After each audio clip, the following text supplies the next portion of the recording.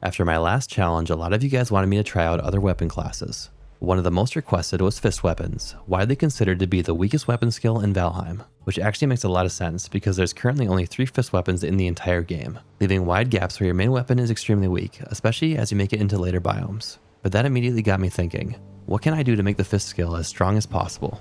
And that is what we're going to attempt to do today. In this adventure, I'll be limited to only punching and kicking enemies, try and take down all the bosses just using the fist skill. And I would eventually build a river fort which would help me greatly throughout my playthrough, but you guys will just have to see more of that later. And I did all this to answer one simple question: is it even possible to beat Valheim using only fist weapons? And in celebration of the upcoming 1.0 drop, I have a very special sponsor in today's video, so stay tuned for that. Another new Valheim world. I am not going to forget. Taking my first steps in this new world, I was going to have to approach the start of this challenge very differently than I usually do, because of course I had no weapon. And that would be the case until I got to the Black Forest, where you get the first fist weapon in the game. But the good thing is that bare fists aren't that bad against early game enemies, dealing 5 damage a hit, double to 10 every second swing, but I still would have much preferred an actual weapon.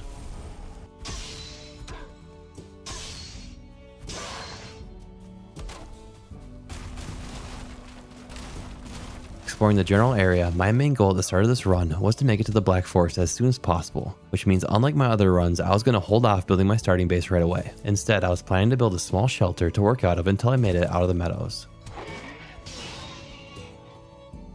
This is a hill, so I was kind of looking for something like this, so I'm going to mark this. Kind of had an idea for the starter. 1-star boar. Another 1-star boar. They seem to gather around these stones if you didn't know.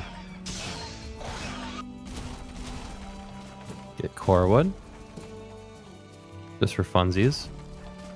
So the key, I think, is just to punch everything I see. The more punches I get in, the more skill I'll build, and the higher damage I'll do. Oh, it spooked the other one. It did one-shot it though, the kick.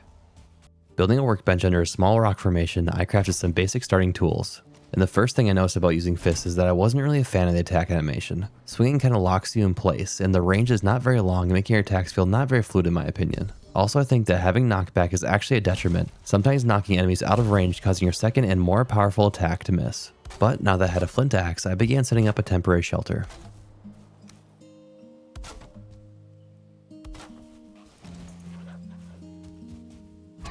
Oh, I just kicked him like miles away. Quickly building the shell of my humble 2x2, I started filling up the inside, being sure to utilize the small space as best as I could. Why is one of my K's a capital? Jakkai.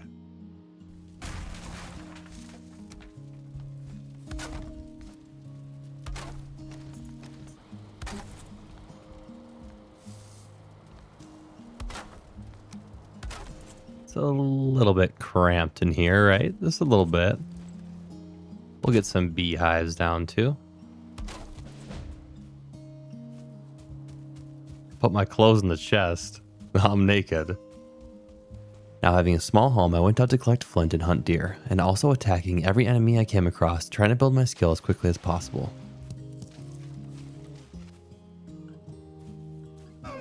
Whoa. Do you stand up before you swing, and that's why they see you? No.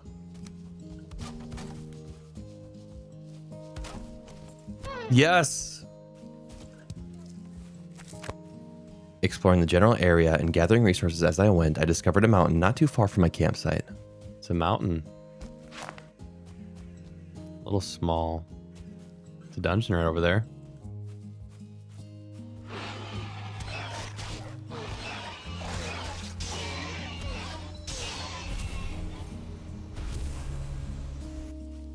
There's a bear.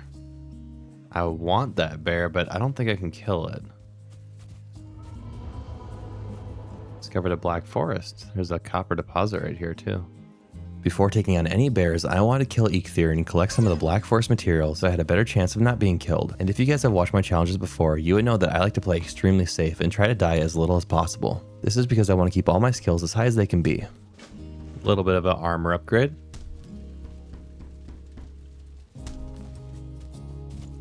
Scouting out the location of the first boss, I started preparing to take him down with no weapon, and that's when I ran into some Grey Dwarfs, which my fists already started to show some signs of weakness.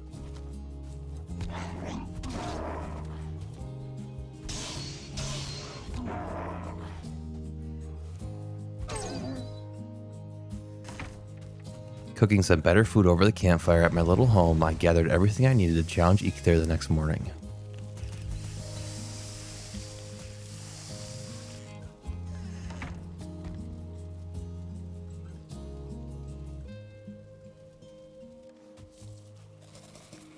Making my way over, I placed the deer trophies on the altar and summoned the first boss. Checking my skills, I noticed that I already had a whopping 27 fist skill, which I believe is the highest weapon skill I've ever had going into the first boss. And I think this is mostly because the way skill is built in Valheim, giving me 1.5 XP per hit on a creature. And because my punches do so little damage, I have to hit creatures more than you would with other weapons, causing my weapon skill to increase faster, which you can kind of see here as I'm fighting Eikthyr.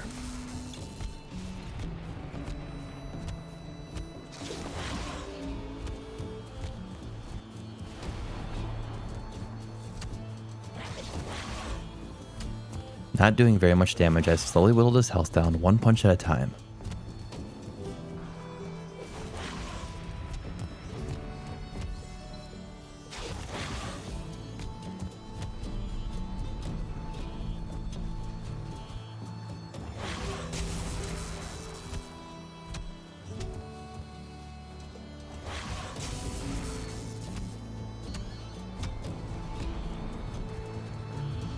And after a ton of punches, I was finally able to take down the first boss. And it's a good thing that Eikthyr is very easy because I definitely would have struggled if he dealt more damage. But as I'm traveling to turn the trophy, I want to tell you guys a little bit about what I've been working on the last couple months behind the scenes with Epic Desk. And that would be the official Jack mousepad. In collaboration with Epic Desk and their amazing artist Kirma, we were able to create this fully custom pad with absolutely no AI, aptly named Frosthold, which some of you guys might have already recognized. And I think this really tells the story of my channel with references to some of my other challenges and maybe even hints to a future one. And not only does this desk pad look awesome, I have used these mats for the last couple months and I am honestly in love. This baby is 4mm thick with an incredibly smooth surface, and guys, just look at the stitching. Not to mention the size is perfect for gamers like myself. And if you like to snack at your desk, this pad is thankfully machine washable. And with Valheim 1.0 coming out in just a few weeks, I think this is the perfect addition to my desk. So yeah, if you guys can't tell, I am very proud to be doing this drop, and these will only be available for a limited time, so you kind of have to be quick. If you guys want to pick one up, check out the link below in the description or pinned comment. And each purchase helps me out too, so thank you, and let's get back to the challenge.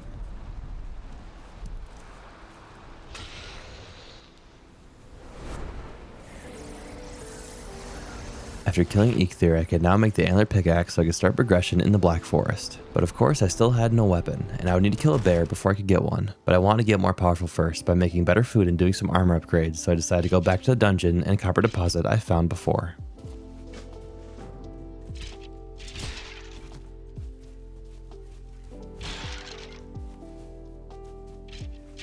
Struggling to kill the skeletons guarding the entrance, I eventually managed to clear them out and enter my first dungeon.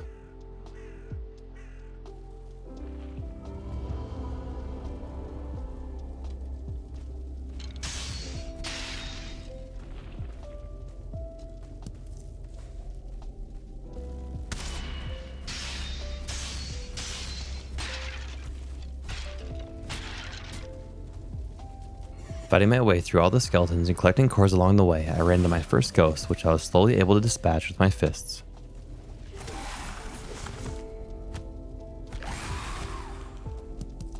Which also led me to the location of the second boss, the Elder, who seemed to be on the adjacent island to the west. After the dungeon was cleared, I headed back out to collect enough copper to make the forge.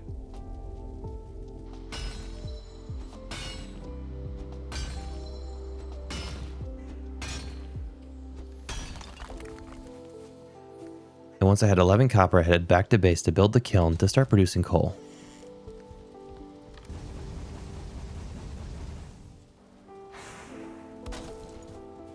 I shouldn't even need a boat to get to the Elder. I think I can swim across this. He's probably over there.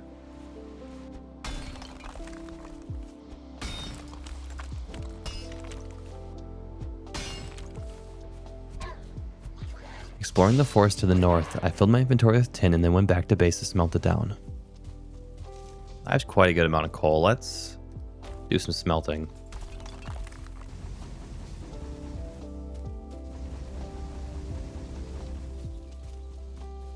And while that ore was cooking, I went over to the copper deposit and started digging out around it. Just still don't know how I feel about digging the whole vein out, mostly because it tends to become a multi-hour process, but I figured I'd give it another try.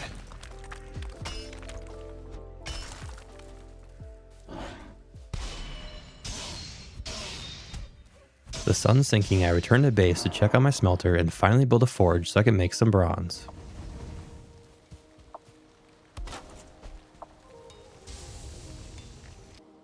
Day 9. Let's make some bronze. Then we'll make some nails. Now we have a cart. Getting some bronze nails to make a cart, I went back to gather the rest of the copper deposit, hopefully giving me enough ore for the rest of my playthrough. Oh, that actually broke. Did I just kill myself? I did not. That was weird. 60 copper. I probably need... Let's go for like 90. I feel like it'll be fine. There's a wolf. That will one-shot me. He's definitely destroyed my cart. It's okay. I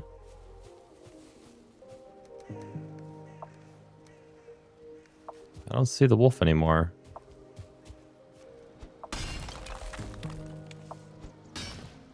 Oh my gosh, he's gonna kill my cart again. Is this guy for real? Well, that's not good. I think I'm done with that then. Not wanting to fight the wolf that had come down from the mountain, I decided to load my cart and head back to base. And because I was still missing some cores, I went to clear more dungeons. Ooh, it's a 1-star. I'll lock the ghost out for now. I'm not able to block him. 1-star down. Now we just have to kill the ghost. Yeah. Is there a closer elder? Nope, same one. Now having enough cores, I started heading back towards my camp. Oh, there's a troll. We do not want to face any trolls right now. That would take forever to kill him. And after upgrading my food a little bit, I decided I was sick of having no weapon, so I decided to go look for bears the next morning. I might try to look for a bear today. There's a bear. Oh. Oh no. Oh no. That is bad. There's 5 great orcs here now. And there's more coming. Only hitting the bear for 2 damage on a normal swing, I now knew that this would be a lot harder than I thought. The bear having 800 health, I would have to land around 270 punches, even if I landed the double damage with the second swing 100% of the time. This sucks, guys. That hit me. Fuck. If we lose the bear, that's fine. There's too much great orcs on me.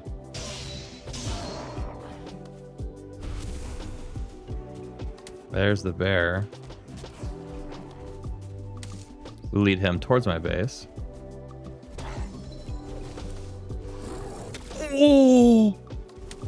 The bear almost one-shotted me. I had to lead him away from the Black Forest to try to minimize the amount of great orcs that were also attacking me. He's dead. The bear is stuck. Can I sneak a rested bonus in? Come back.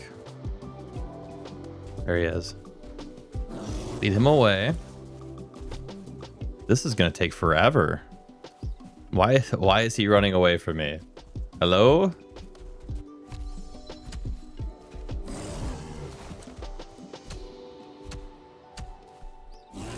What if I lead him back to my base and trap him? Fighting this bear for nearly a whole day and not really making much progress at all, I had to come up with a different plan. So I led him all the way back to my camp and attempted to trap him.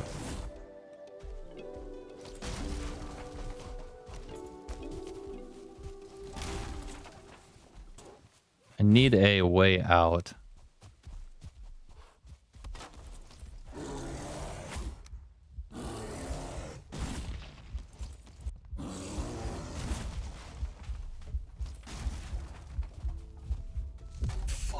Fuck. Barely escaping the cage I made for the bear, I actually managed to trap him and was able to sleep through the night. Now all I needed to do was slowly take him down one punch at a time.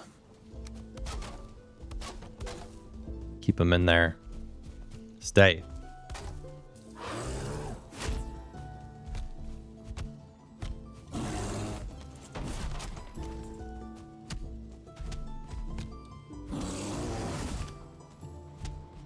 You know how tempted I am to burn this guy with a campfire. It's okay though, we're building skill. It's like a training dummy, right? I'm not even halfway.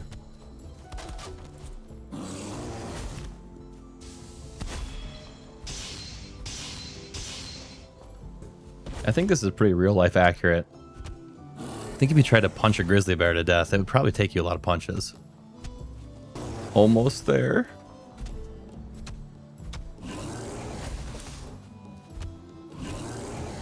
Oh, we almost have him. Yes. That took forever. Did he drop the trophy? No trophy, but you have materials. Now, do they drop enough to make the bear claws right away? Probably not. Oh, I need one more bear paw. No. I need to kill another bear. He has 4 paws, though. He has 4. Oh, no. Sadly, still needing to kill another bear, I decided to use up some of the bronze I had been smelting in the background. Let's see. Can I make a axe? I would like to make an axe. Or a cultivator. Ooh, I have enough for a cultivator, but I kind of need the axe, too. Got myself a bronze axe now. Making a bronze axe, I went out to collect some fine wood and happened upon another bear.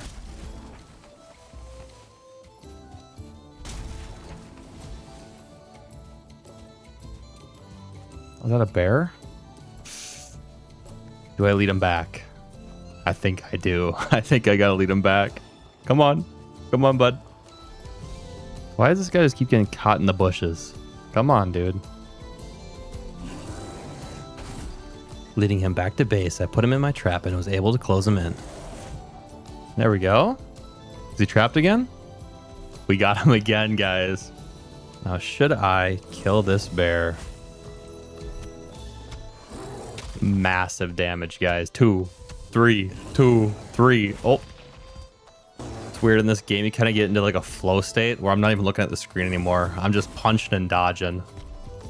I've been fighting this bear for about 2 days now. Oh. He's finally dead, guys. Please. Ah. We are saved. After hours of having no weapon and farming 54 levels of this skill, I finally had my first real weapon, and now I could start making some real progress.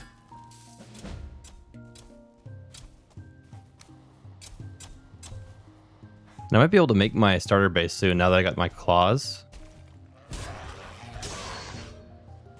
Oh, it's so much better. Especially now that I have 50 skill in the Black Forest. That's crazy. Bang, one shot the dwarf. Should I try this troll?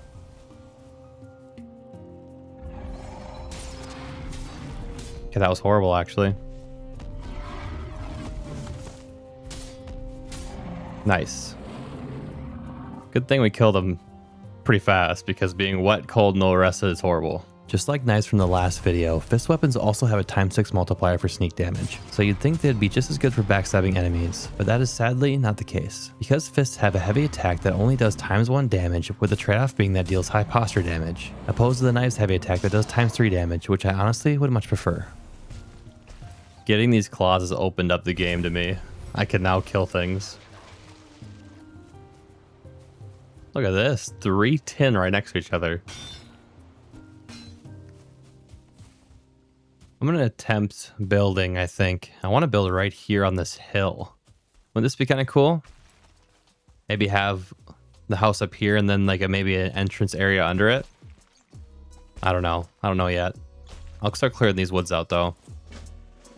Now having a weapon, I thought it was about time to build my starter base, because I would need something that would have enough space for me to live comfortably into the mid-game, and I had a plan to utilize this hill that I had marked at the beginning of the challenge.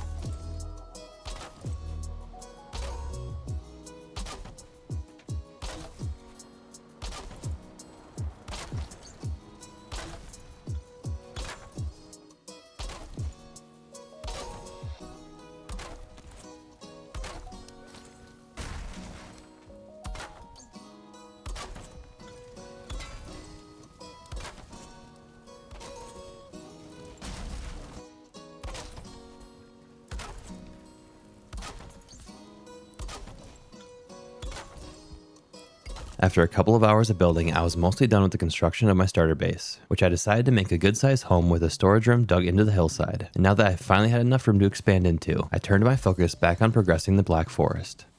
We'll leave this area as kind of like the farming hut.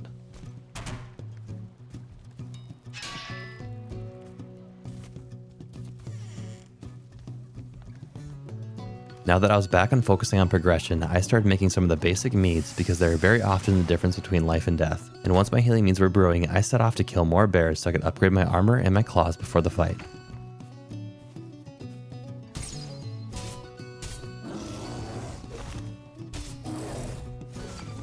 One of the positive things about fist weapons is their very high parry bonus, allowing you to stun most enemies with a well-timed block.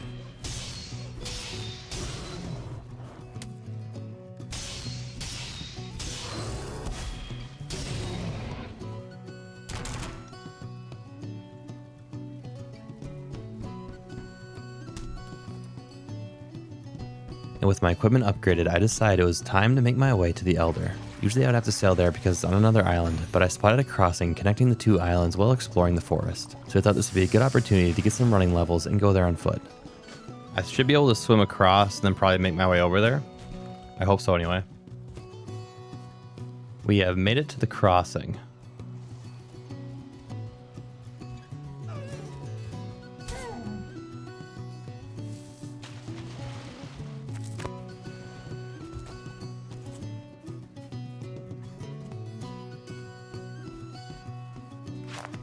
Reaching the Elder's altar, I quickly dropped a portal down and connected it to my starter. Now I just need to get a night's sleep before challenging him the next morning.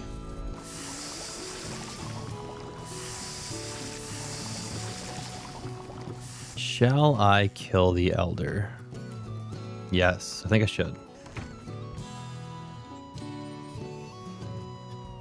Stepping through the portal, I placed the ancient seeds in the fire and summoned the Elder.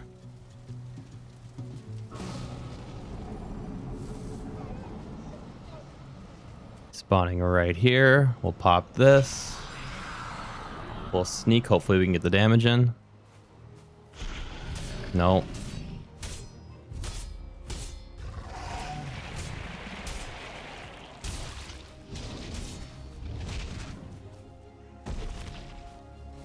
$59 fists. He summons more roots. Might not need to move around. Yeah, I should be fine if I stick in this corner down here. Lead him down.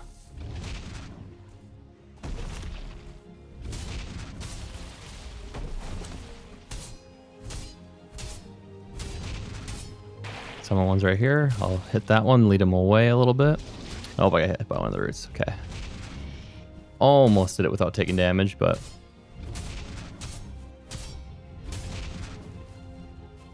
One more hit. Not bad at all.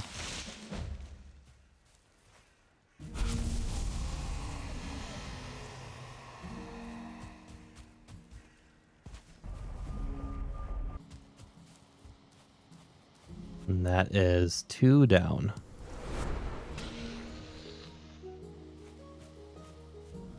After pretty easily taking down the Elder in less than 2 minutes, I was on to the next biome, which of course is the swamp, and I had yet to find any, so I went back through my portal to explore the surrounding area. Yeah, let's travel a little bit, see if we can find a swamp.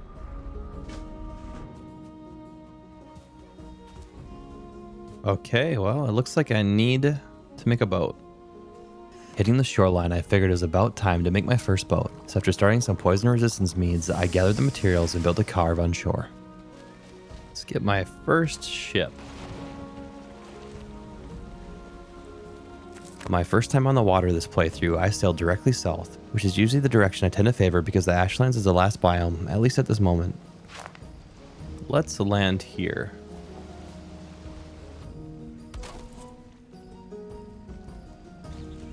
And with my portal down and my first swamp discovered, I headed into the bog to try to locate some dungeons.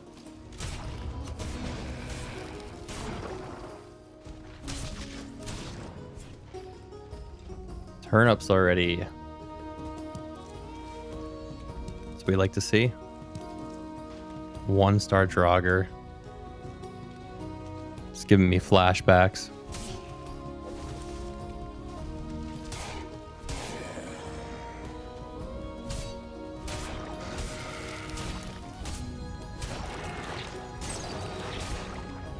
Hey, drop some iron. My bear class performing fairly well, I was able to find a sunken crypt not too far into the swamp, so I cleared the entrance and went inside. Ow. Block him too.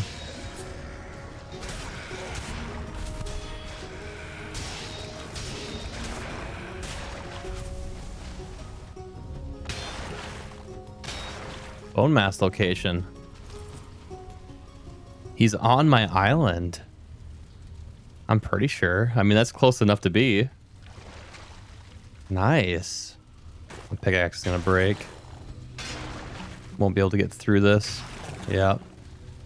Okay. We'll come back. Breaking my pickaxe, I decided to go explore the surrounding area and look for other dungeons. Well, yeah, let's try to kill him.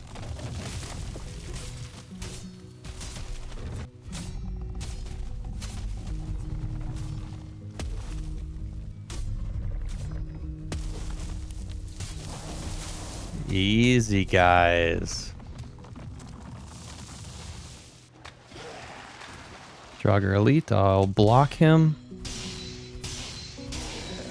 Nice. 61 fist.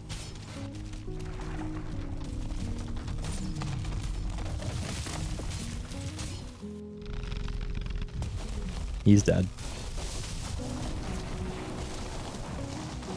Slash damage on the fist makes it really good for killing A-bombs.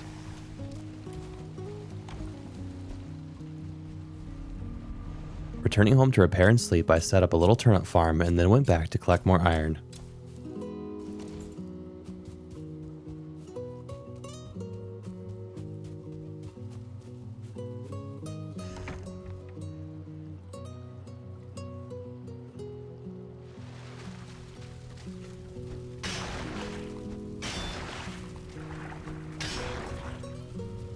I had some people ask why I don't mine the full muddy scrap.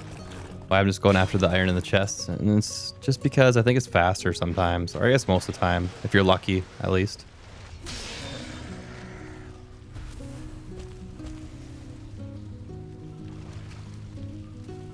Clearing the first crypt, I dropped off all the iron in the storage of my carve, and then went over to the second crypt to start clearing that one as well.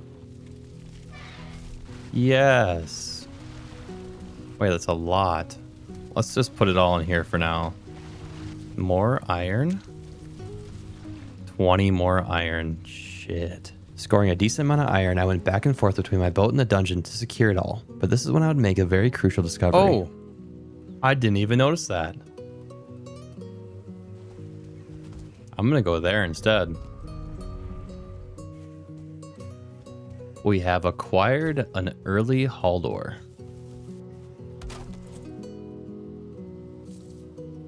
And you know what that also means? That means we got a bear trophy. The belt, barrel loops, bear trophy. Haldor is truly the best trader. Oh, I sold all my rubies. I'll have to make the trinket later then. After discovering Haldor, I quickly carried the rest of the iron ore back to the boat and set sail towards home. Sell this boat back. Should be plenty of iron for now. Is this gonna be a river that goes down, or what is this? This looks good right about here.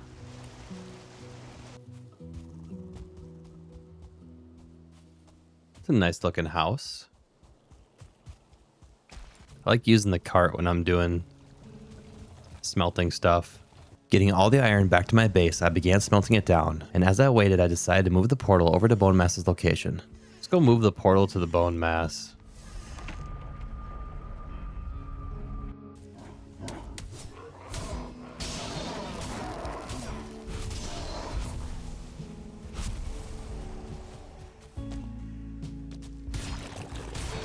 I did get poisoned. Okay, I have to be a little aware of that. Don't have the resistance on. It's dark now.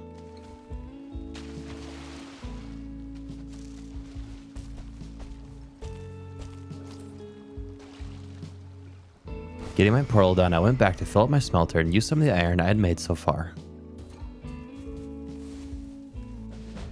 I'm gonna make the pickaxe right away for once. Just get out of the way. There we go. Grabbing some more poison resistance, I went back to the swamp so I could start to clear out the area surrounding the altar.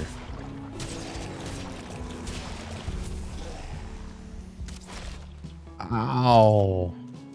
40 damage, huh?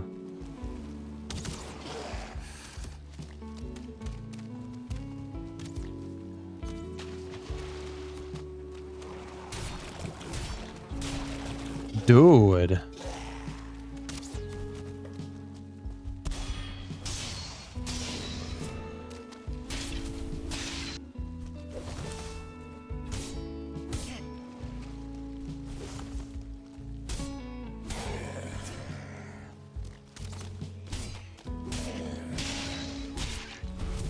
After a few close calls with 1-star enemies, I went back to base to make some armor upgrades. And this time I decided to make the root set because I don't use it very often, even though I'm not using bows this run. I'm gonna make the root set, just for fun.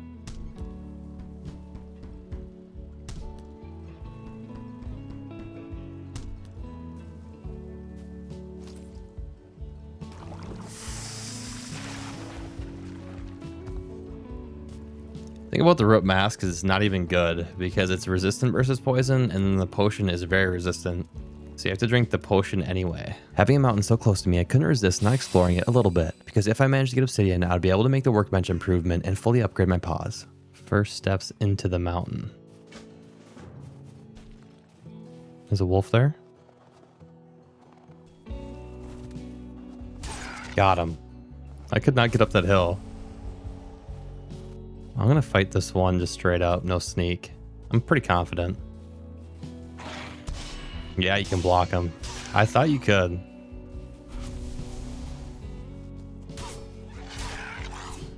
Just two-shots him, huh? That almost looks like a frost cave up there. Spotting a frost cave in the distance, I made my way towards it. I knew I'd need to find quite a bit of these, so I figured it'd be nice to get a head start. There's a drake up there. I don't know what I'm gonna do about a drake. Maybe I'll try to ignore him if I can. And yes, that is a frost cave. Ooh. Should I get a little greedy, guys? I think I have to. Yeah, 2 drakes. I need to get a little greedy to hide from them, right? We're going in. Entering my first cave, I need to be really careful because the cultists could easily kill me if I wasn't paying attention due to my weakness to fire. Oh. Is that a red glow? No way my first frost case has the Mooter location, right? Is it not? No, it is in there. What the heck? She's so far away. I didn't know it could be buried in this thing like this. That's kind of cool. I one-shot him. Nothing? Nothing. A little bit of Fenris hair. I don't want to fight any cultists, that's for sure. I'll just open it up and see what's going on beyond it. Okay, I don't see anything. Goes down pretty far. Is there anything that I need down here? We'll leave those down then. Got one last door. I don't see any cultists.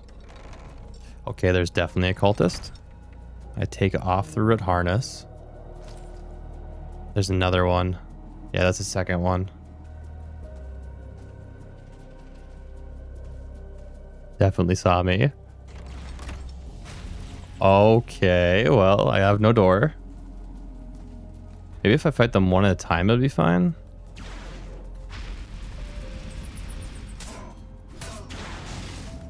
Oh, he hit twice. Am I dead? I'm not dead. Okay. That is scary, guys. There's two of them on me now.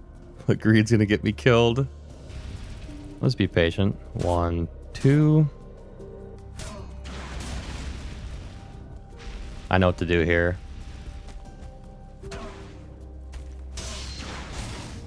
Oh. That was pretty clean. Nice.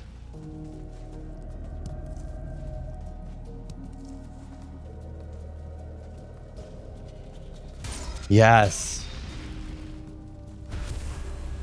Is it nighttime out? I have no rested. Okay, it's not quite nighttime yet. Successfully clearing the frost cave, I now wanted to make one piece of the Fenris armor, so I went hunting for some more wolves. I'd prefer not to take two. Hopefully I can sneak attack one.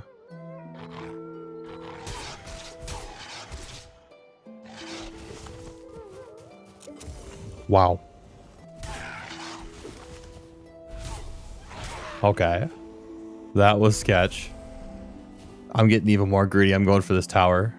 No onions? Is there chests in here? There's not a chest? Okay, I gotta get out of here. I cannot stay on the mountain at night.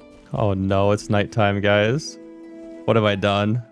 We're a little far from home, but we're safe now that we're off the mountain. Thank God. Oh, there he is. The man himself. Hello, Odin. Bro, stop watching me. Safely making it home for my first trip to the mountains, I started preparing to fight Bone Mass.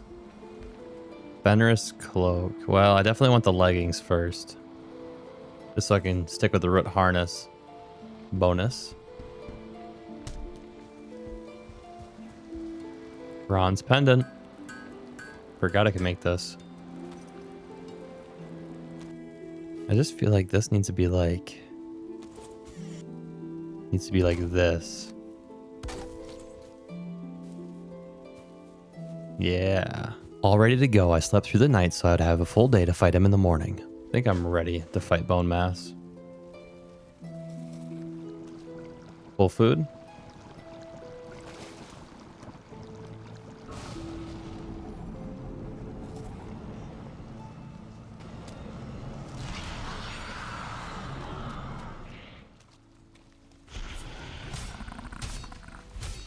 Not terrible damage, I would say. And he hits me right away, because I'm stupid.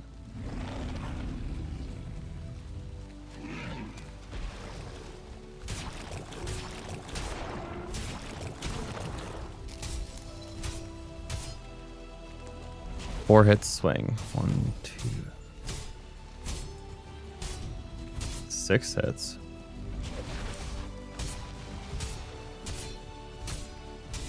We have permanent bronze pendant. Oh gosh, what am I doing? Okay, let's chill for a second. The only time I'm ever in danger is when I'm like zoning out. I cannot die to Bone Mass. That's not a thing. It's not gonna happen.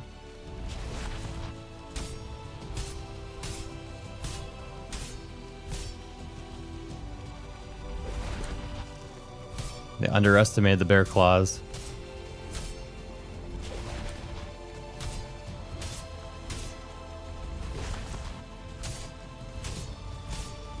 This might be it.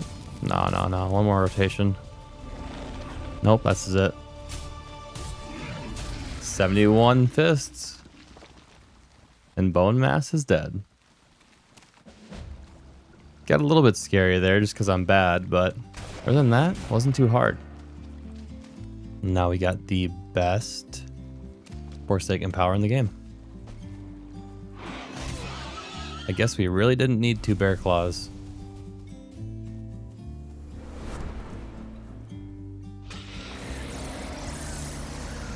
There we go.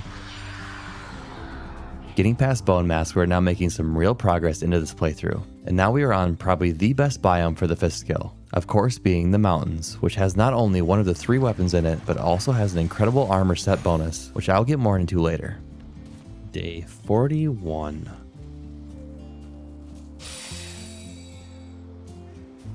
Not wanting to waste any time, I quickly made my way to the nearby mountain to look for silver. I'd like to avoid those drakes if possible. No.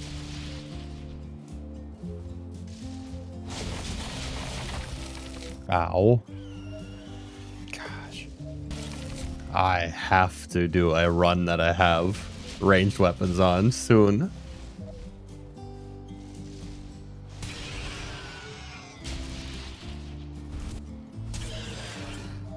This is obnoxious, bro. Getting harassed by drakes, I was able to use my wishbone to locate a silver vein in which I started to dig out. There's a silver. Dude, I cannot hit it.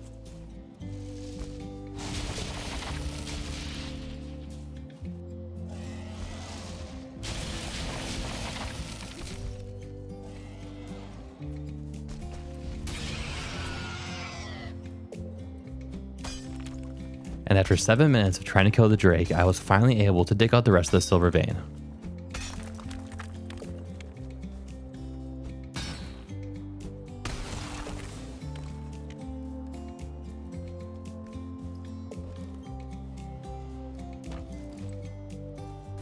Not needing very much silver for this playthrough, I decided to run it back to base instead of using a cart. This is because it would only take a couple trips and then I could build some running skill as well.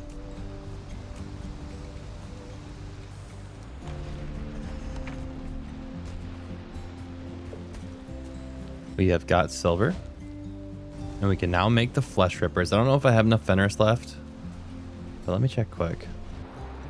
No, I don't. Not having enough Fenris hair or claws, I would need to find another frost cave before I could upgrade my weapon. So instead I brought the rest of the silver ore back to base to smelt down. Let's explore the rest of the mountain, the back side of it. See if we can find another frost cave. Does not look like there's any more frost caves.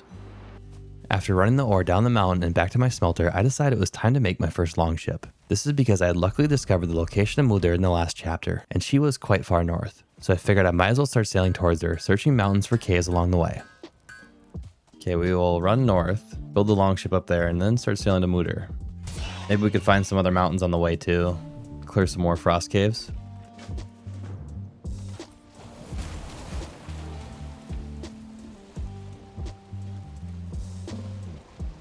I'm just going to sail past swamps as I go, just in case I find the bog witch. Sailing north, I eventually spotted a big mountain in the distance, so I docked my ship in a small sliver of meadows and started exploring.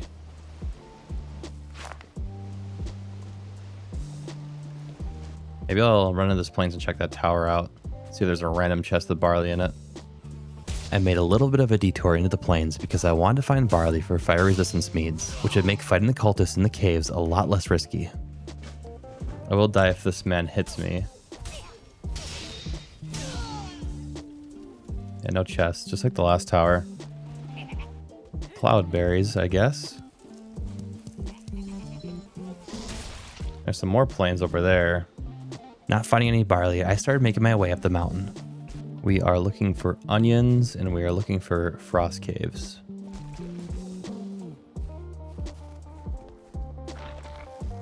There's some onions. Not seeing any frost caves. Oh, there's one. Right in front of me. Kind of hard to see sometimes. After setting up a portal and getting my rested back, I entered the frost caves looking for more Fenrir's claws and hair. I think it's okay just to pop bone mass here. Just to make sure I don't die. I can take off a root harness actually, just in case we run into a cultist.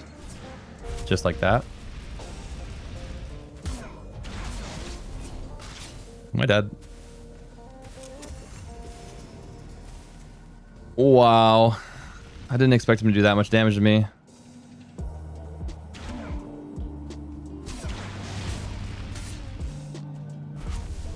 Damn. Good thing I took off my road harness. Let's go back. Clearing the dungeons and not finding enough claws, I decided to make the Fenrir's coat, now only needing the hood to complete the set. I think I'm always going to keep the root harness on me, just in case I need to put it on.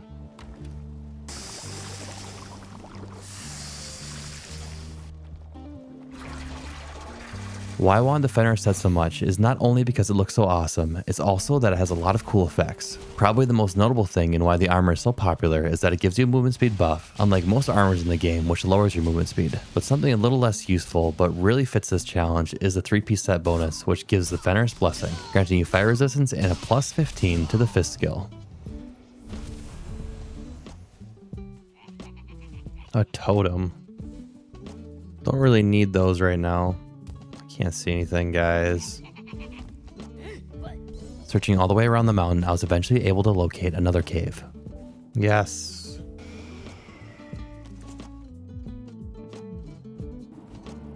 Ooh. A pond. That's kind of rare, huh?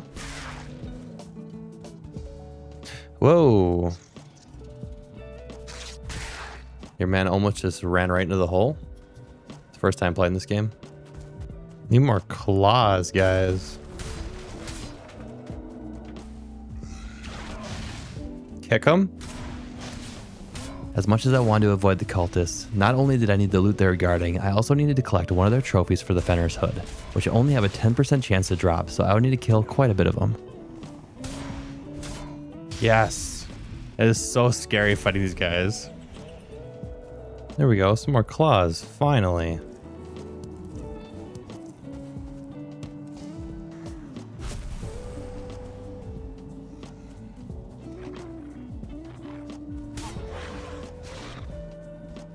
I don't think they can get up here.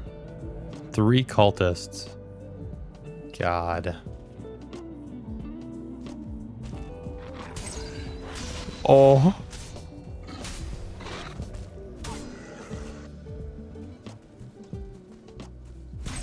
Nice.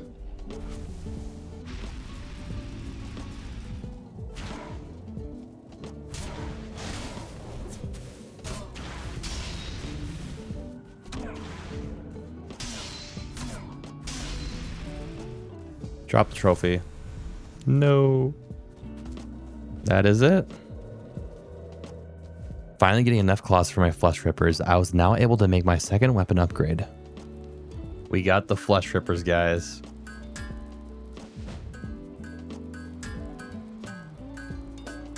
Nice. Getting my new weapons, I decided to go down to the plains to test them out and hopefully find some barley.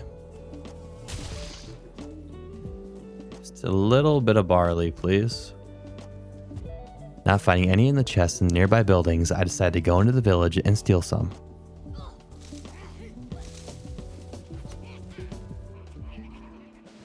I don't need flax, it's just nice to get a head start on it. Oh. Red harness is going back on.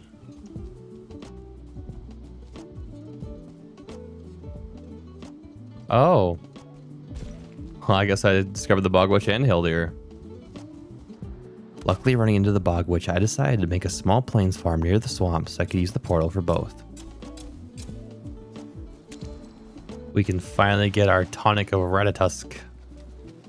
Ooh, an abomination. Making my way into the Bog Witch's hut, I bought some cured squirrel hamstring and a serving tray for feasts later on in the playthrough. Hello. Cured squirrel hamstring. And let's get the serving tray, why not?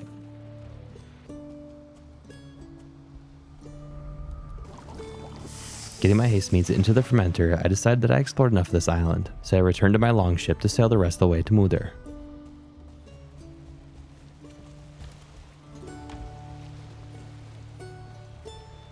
As you guys might have seen, I also collected another dragon egg from this mountain in case there wasn't enough near Muther's altar, which is a good tip if you're newer to the game.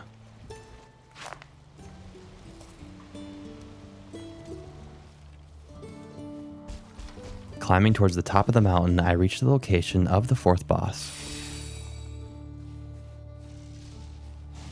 We have finally made it to Muther. Ow. Get off me. He listened. Yeah, he actually got off me. I'm gonna go look for some more frost caves. I still needed to get a cultist trophy and upgrade my armor, so I searched the surrounding area for more frost caves, collecting dragon eggs along the way.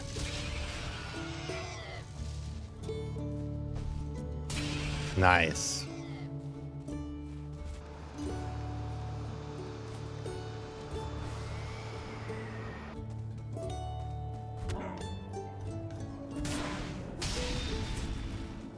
We need a trophy. Bang. Get out of here, boy. A lot of claws.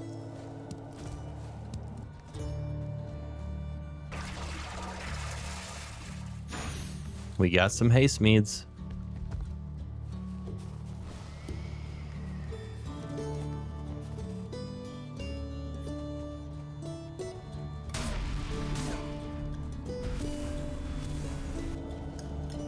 Nice. Trophy?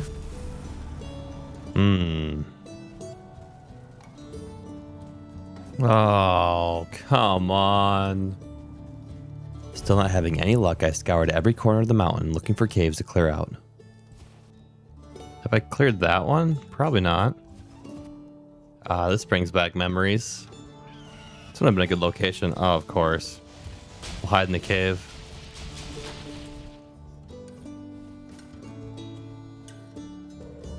Nope. Absolutely nothing.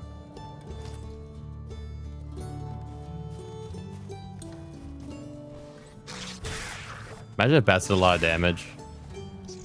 That'd probably be the most annoying mob in the game. Is this the man? Is he the one?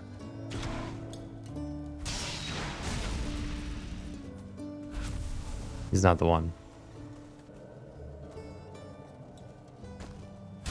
Yeah, I love doing that. Yes, we got the trophy. Let's go, guys. We did it. Finally. The good thing about doing this too is I'm now getting like experience fighting cultists in melee. Something we don't really do often. And after many dungeons in the mountains, I finally got the cultist trophy, allowing me to make the hood and complete the Fenris set. But now we have plus 15 fists. Damn. So that means I'm at 88. That's crazy. Weapon skill in Valheim is rather complicated, but I feel like I have to break it down a little bit. Just like in other games, there's level caps to damage. But what makes Valheim a little weird is that there's two values of damage that skill level affects. One being the minimum and one being the maximum. And while your minimum damage scales all the way to level 100, your maximum only scales to 75. So the number you really should be looking at is the average. And to simplify things, just think of every level as an increase of 1.5% damage up until level 75, where that number drops down to 0.75% damage every level. I got greedy, went for the fourth to finish it off. I am pretty quick, guys. Not gonna lie. The man is fast.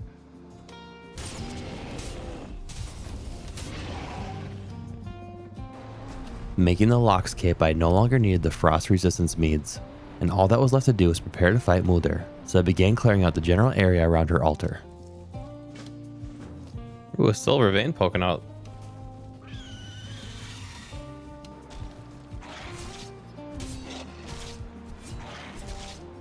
He's on like a plane where I couldn't attack him. Yeah, take a health potion.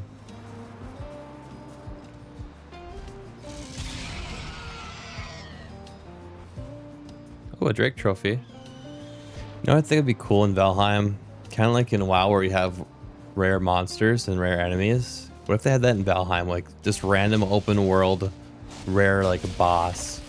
Wouldn't that be kind of cool? Although then if it drops something good, I have to track it down. That might be annoying.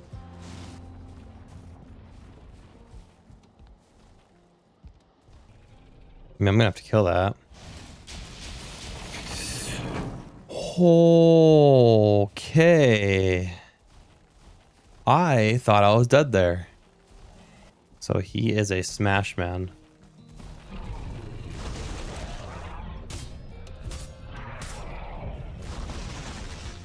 I'm so bad. God, I suck. I never start these challenges with the intention of never dying. It just tends to line up with my very cautious playstyle. But that moment just reminded me of how many stupid things can kill you in Valheim. In fact, I think most of my deaths in my many hours of playing have not been to bosses. It usually happens when you're not paying attention or kind of just zoning out. But I suppose when I first started playing, there was a lot of time where I took on enemies I wasn't prepared to fight. But now that the area is cleared and my classic pillars were raised, I was now ready to fight Muther.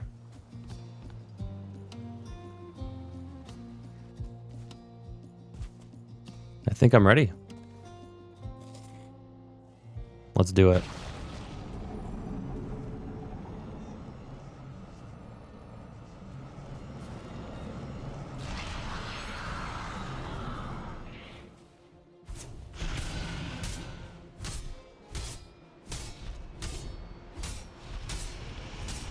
Wow, I got really good damage off there.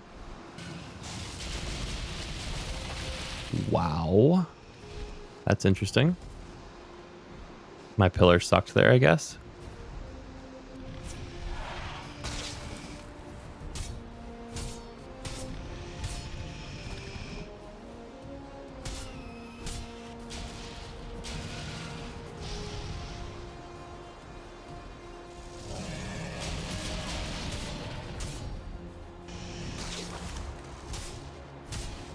I'm doing really good damage.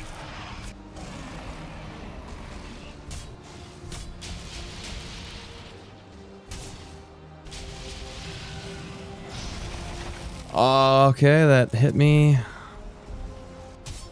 The damage is really good if she was like in any sort of optimal position at all. Can I kill this Drake? Yes. Thank God. Dude, stop landing on the mountain.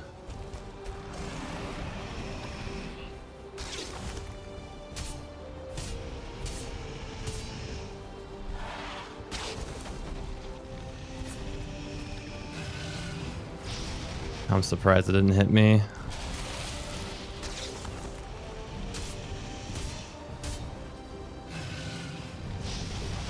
Nice, I was able to dodge that. Okay, she's getting up. Should be able to kill her in the next phase. Only have 40 seconds of bone mass left. She's landing.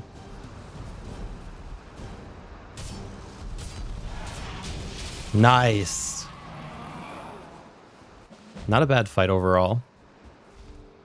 All I know is the next run I'm doing, it's gonna have some range in there. These drakes are obnoxious. I never drank my haste potion. Guys, what am I doing? I'm usually the master of meads.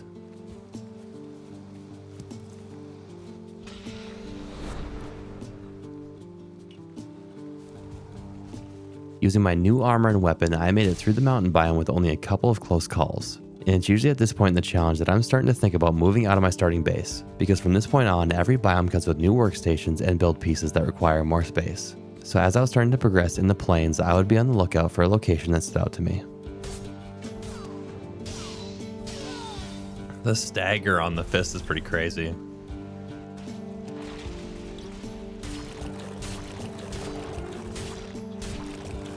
Nice. Having already mapped quite a bit of plains, I searched the rest of the unexplored areas and the sun eventually set, so I took this opportunity to hunt some Vile who dropped the materials needed for the third and final fist weapon in the game. There's a Vile right there. I should take it on. Yeah, screw it, let's do it.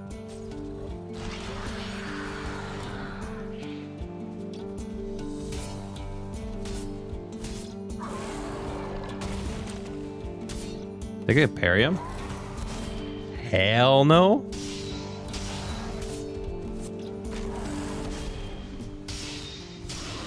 Bang.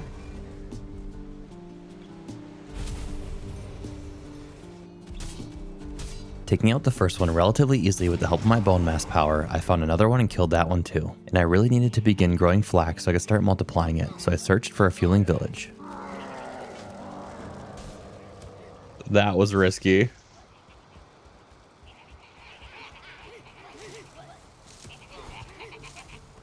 We're in it, boys. Run away. And this kind of thing is where the Fenrir's armor really does shine. Having that speed buff really makes it easy to kite and avoid attacks, allowing me to pretty much run freely through the villages. What am I doing? Oh, I placed the wrong ones. I meant to place the onions. No. We're gonna pop it. We do not want to die.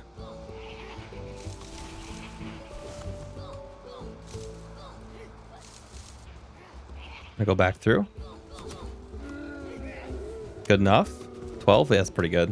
After screwing up the first batch of flax, I was able to collect some more and started growing it with my barley. And now that I had fully explored the area around my boat, I decided to start sailing in search of more plains. Okay, let's leave this plains, look for another one.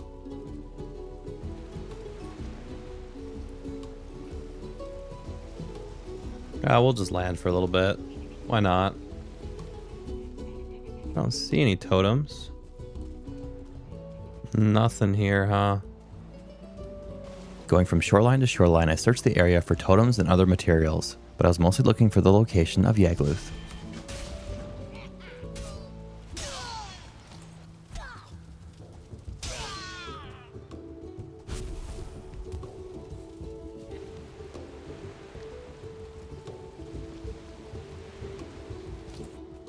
Ooh, there's the tower.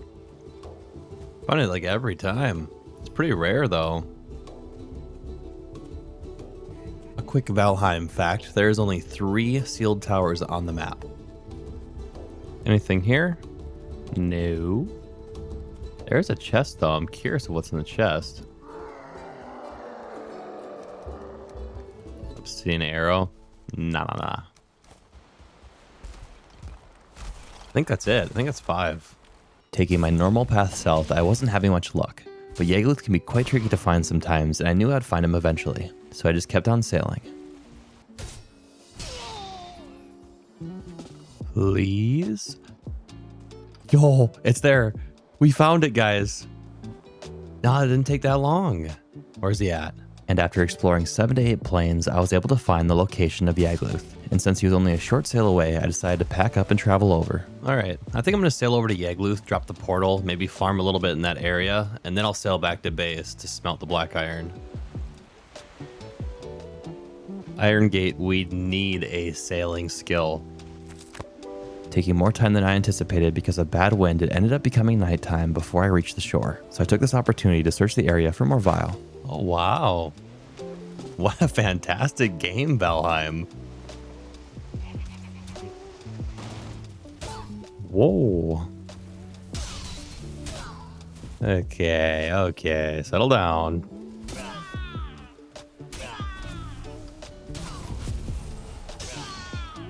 We've made it to Yagluth. Should we explore through the mist to get to him? Guys, we have made it to Yagluth.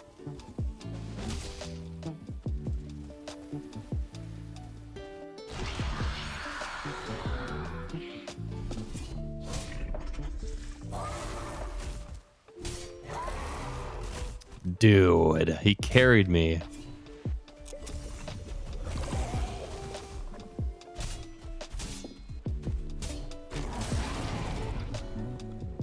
Okay, I'll be back. I'm gonna get rested quick. I just punched him with my bare fist. I think that's enough. I don't know how much I have, but I'm pretty sure I only need like 8. Staying in the plains all night, the sun eventually rose, and since I had farmed a decent amount of black metal, I decided it'd be a good time to start sailing back towards my starter. Bam! I'm gonna move this portal over to Yagluth more, and then I might just explore a little bit more around here, and then I'll probably sail the boat back to base. Behind this little rock here.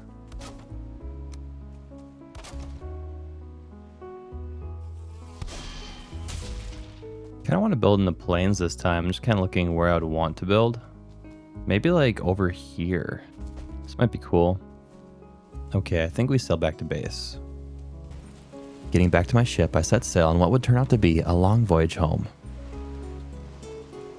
This swamp is huge. It goes all the way from here, all the way to down here. That's crazy. Is that a river? Yeah, I'm gonna try to go through the river. I want to go all the way around this. Look how far I'm going south. Being blocked by a large island, I attempted to navigate through a river as kind of a shortcut. It's narrowing.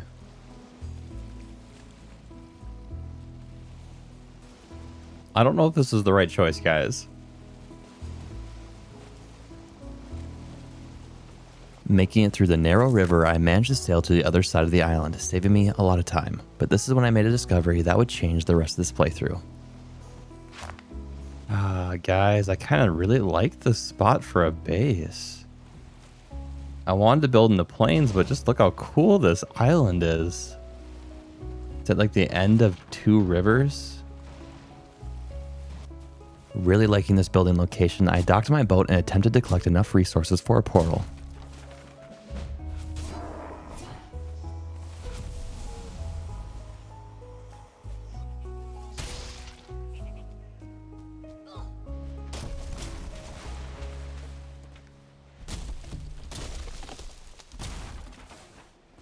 I guess there is just no dungeons in this whole Black Forest. Not finding any dungeons for Surtling cores, I ran north to a swamp that I'd spotted in the distance. There's a random bone mass here.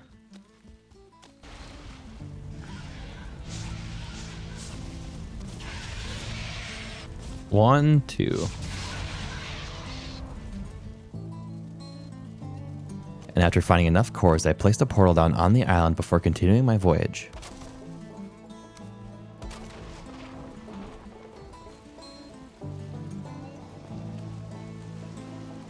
Making it back to my starting island, I landed on shore but had a fairly long run back to my base because I didn't want to sail all the way around.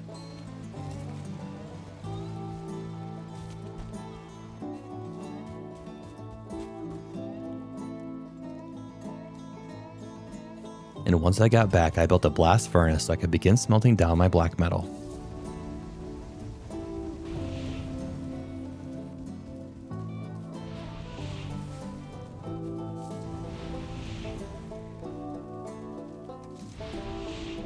After sorting some stuff out at my starter, I wanted to check out the island I scouted earlier, so I took the portal back and began planning. Let's check out this base location. Yeah, I kind of like this. Like, what if I just wall off the whole outside? Clearing out the area, I wanted to get a good idea of what I'd be working with, so I could get a better picture of what I wanted to build. I think that the gate should be here. And the wall should wrap around, not to the very edge of the island, like over to here, and kind of around over here.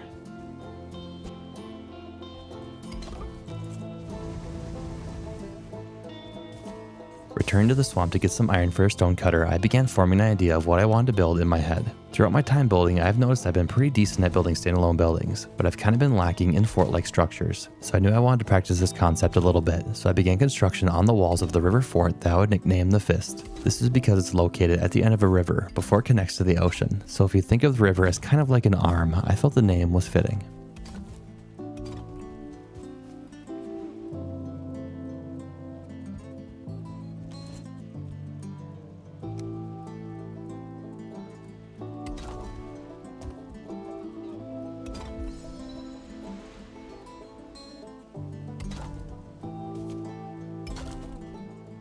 This wall ended up taking me a couple of hours to design. My first iteration was more rounded and free-flowing, which I didn't really like, so I decided to redo it in a more rigid manner. And as you guys can see, I like to lay out the whole wall before committing.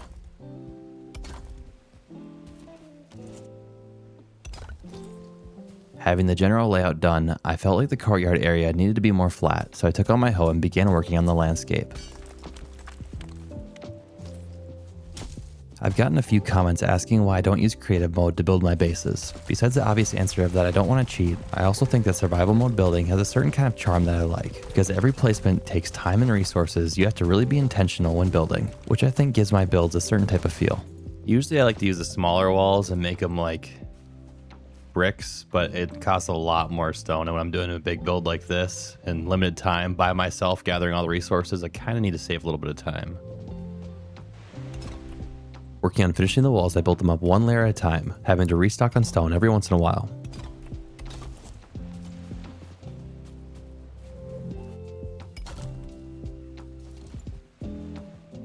And as I'm building the walls, I need to give a massive shout out to our channel members, some of which who have been supporting me for almost a year. Yes, almost a year ago is when I first became a YouTube partner, and now we are approaching, if not already at, 25,000 subscribers, which is pretty nuts, and I am very grateful. And I would just like to thank all of you for watching over the past year, and hopefully you guys will continue to enjoy my videos in the upcoming 1.0 release.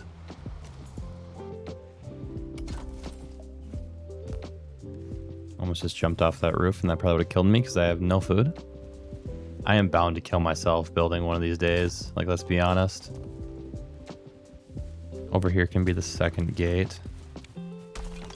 Finishing up most of the work on the exterior walls, I went back to my flax farm, which I had been expanding this whole time, hoping to collect one big grow that would provide me with enough linen thread for the rest of the playthrough.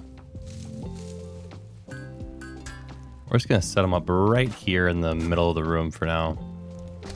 And once I had a good stockpile, I placed down some spinning wheels so I can convert all the flax to linen.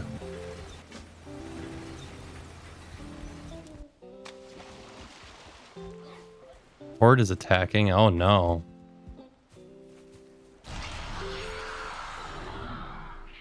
I don't even have any good food. Still farm a lot of black metal.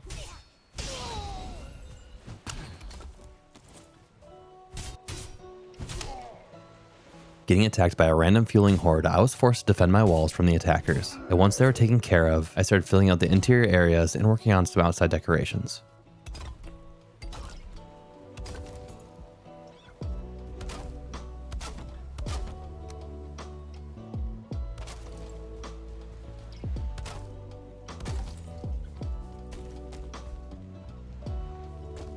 That's 2 floors right there. So let's think about this, right? I need a cooking area. I need a sleeping quarters. I need a storage area. I need a workshop, and then a mistlands area. So that's 5 areas right there. I have 1, 2, 3, 4, 5. And then I could also do like a smelting area outside as well. So I don't think I need a second floor onto here. And this could be my bedroom area. Extra tall ceiling. It's kind of tight though, but yeah, I could fit most of the stuff I need in here, I think. I think shelves on this left side all the way down. And on this right side. Coming up with a general layout, I began filling out the different areas. And I also changed out the tower roofs to stone to provide me with shelter.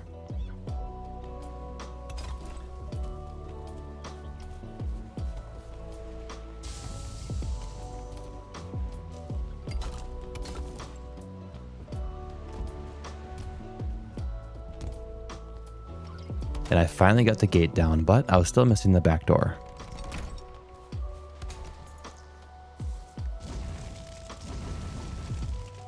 So wide open. I wonder what I should do with this space. I gotta do the storage area though. Getting sick of the random stuff scattered around the courtyard and wanting to move my materials from my starter base, I began filling out the storage room.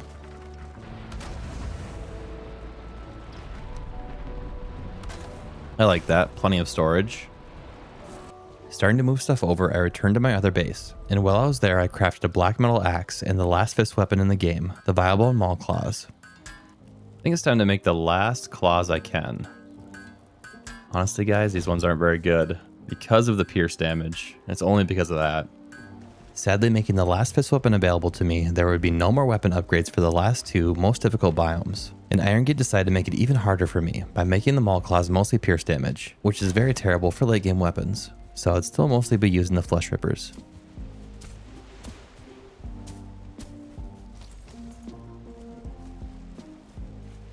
Trying to figure out how to do the outside area, I began building paths to connect everything.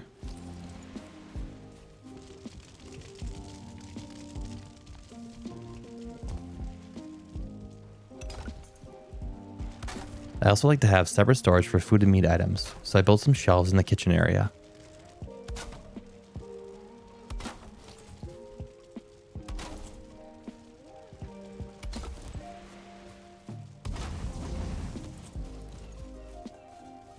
How does it look from the outside? I definitely need to do some outside decorations on it because the walls are going to look flat, especially because I didn't do the stacking effect, so they kind of look a little strange. Maybe I can cover them with ivy.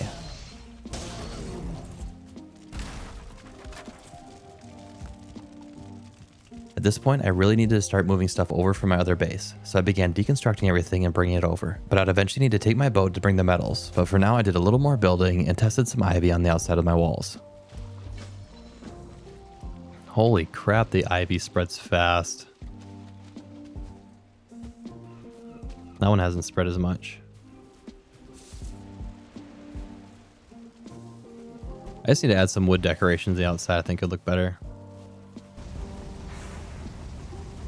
All right, now I can go travel a little bit. Heading over to my longship that I left on the other side of the starting island, I deconstructed it to move it closer to my old base.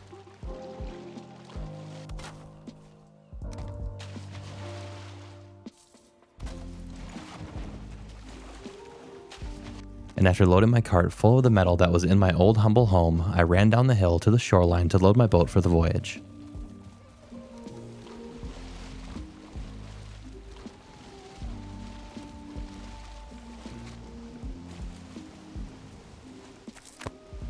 Sailing north around the island, I eventually hit some good wind and made it over to the fist pretty fast. Oh, that tree just grew. It looks nice. I just kind of have to check this out here. Does this go into here? No, it actually looks pretty good. I kind of like it there. Unloading the metals off of my ship, I began building the workstations that I've been missing.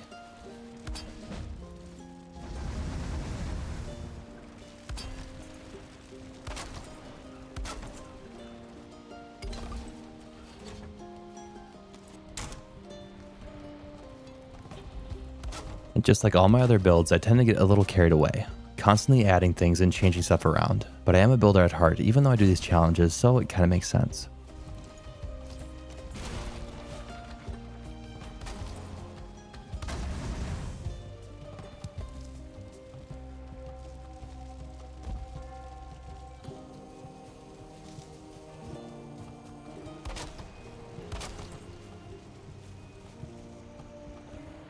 Day 90.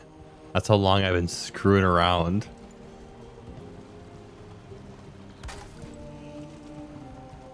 Why is there a random Great Orph in my fort? Get out of here. Probably because I don't have a door here yet. I mean, hopefully I fight Yag before day 100. You would think, right?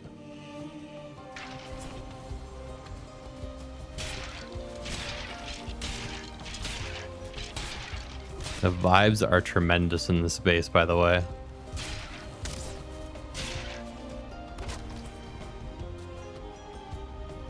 Filling out the last couple of areas on the inside of the fort, I began making food and preparing to finally fight Yagluth.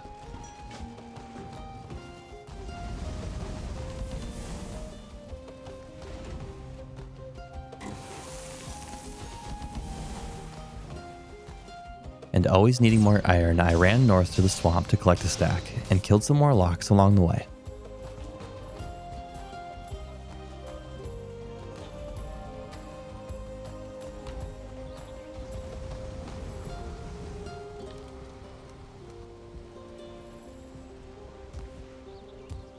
Can I make this jump? I can. That's kind of cool.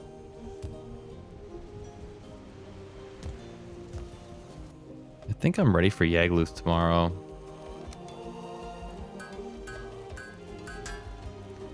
Totems, I just need 5.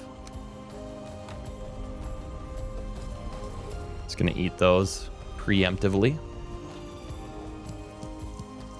I'm gonna kill these death skeetos first. I could have changed my first second power, but I don't think it's necessary. Feeling good about the progress I had made on the fist, I thought it was about time to take on Yagluth and continue my progression. Let's go.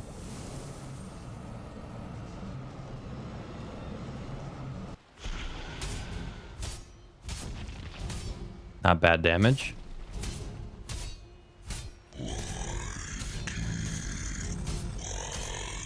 Let's test the other ones. Yeah, way less damage. And I think I'm going to pop Bone Mass too, just in case I get hit by like a Death Skeeto or something, because that could easily kill me.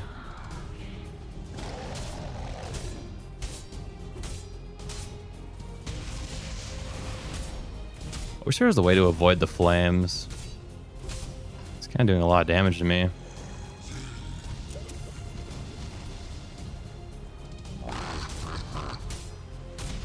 Ow. I don't know why I didn't dodge that. Gosh, it does a lot of tick damage. I gotta back out.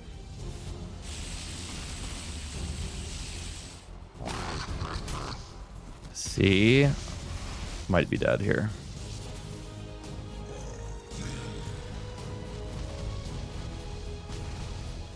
Doing this with Fenris armor does make it a lot harder. I probably would have died there if I didn't have Bone Mass on though.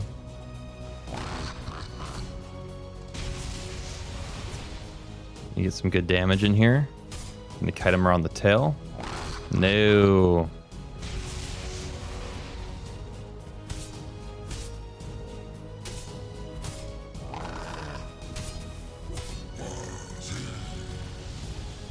I have a health potion up again, so it could be pretty safe here.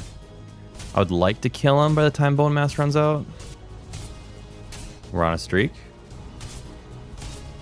Take a Stam Pot.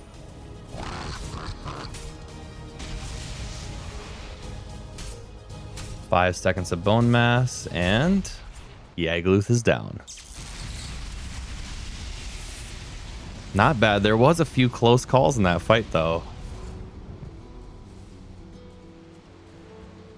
I'm so quick with the speed potion on. Look at me.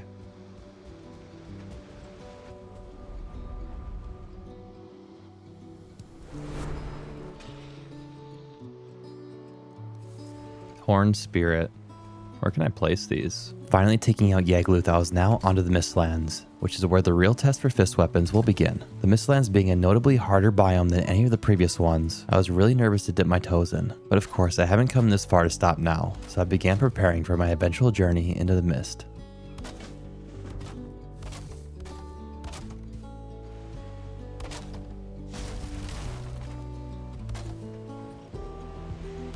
Finally have the door on the back entrance. Wanting to add more detail to the outside of the fort, I added watchtowers, torches, and small camps to the outside of the walls. This is to give the build more of a realistic and lived-in vibe. Yeah, I like that a lot. Put a banner on it, maybe? I'm gonna make myself a Wisp Light. Just get ready for the Mistlands.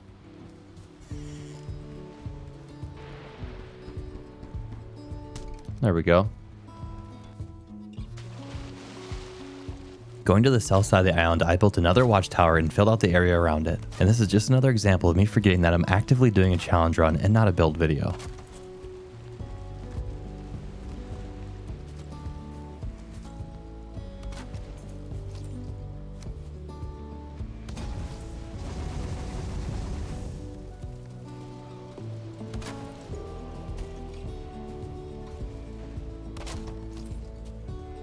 And with my base decorations almost completely done, I decided it was probably time to start actually gearing up for the Mistlands. Day 100. I think it's time for me to set sail to Mistlands. I've been delaying long enough. I've been a little bit scared to go to the Mistlands, trying to just work on the base. But I think it's time. All right, I'm gonna sail east, I think. Sailing in a southeast direction, I took my longship over to the first mistlands I could find. And I chose to sail this direction because the mistlands biomes largely form on the eastern and western edges of the map, and I feel like the queen is more likely to be hiding in the bigger regions. Can I catch the hares? Ooh. We got him. I think I'm gonna go root harness, just in case I get spooked by a seeker.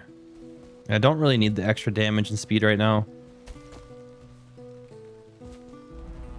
Yikes. Once again, I forgot to bring black metal. He actually broke the thing. I got the extractor. Taking my first steps into the Mistlands, I decided to lose my 15 fist skill bonus in favor of the pierce resistance of the root harness. This is because Seekers deal mostly pierce damage, and I favored staying alive over the slight damage increase that the extra skill provides. Besides, my weapon skill was already a lot higher than normal, and I was already past the soft cap that we talked about before, so the skill was a lot less useful. Where's the skull at? There it is. Finding my first giant skull, I wanted to collect some soft tissue, so I portaled back to the fist to craft a black metal pickaxe. Bang. Black metal pickaxe. I hate when they're buried under the earth. I don't really feel like digging this rock out for all the soft tissue. I'm sure I'll find more skulls. Uh-oh. Wait, I stagger him right away. Dang, okay. When I first started playing with the fists, I really hated the animation for it. But I think you just kind of get used to it. Like the first punch drags you forward, so you can kind of just get used to going forward. I'm punching the air with my fist right now in real life. I'm dumb. Is that another skull? Yeah, I should probably collect this one too. Exploring the area, I had already collected an extractor and found 2 skulls. Now I was mainly looking for infested caves. There's a soldier. Should I try him out? Sounds like a terrible idea. Use my piercing though. Boom, boom.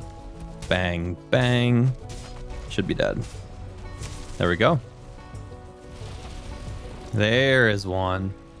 Finding my first cave, I worked to clear the seekers from the entrance. My fist weapons were performing quite well against the enemies of the Mistlands so far, but it was most likely due to my high skill. Uh-oh.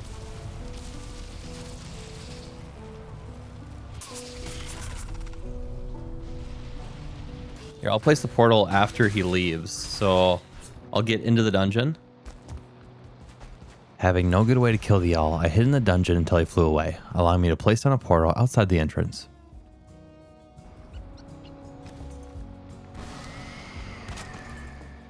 So down first is the best option.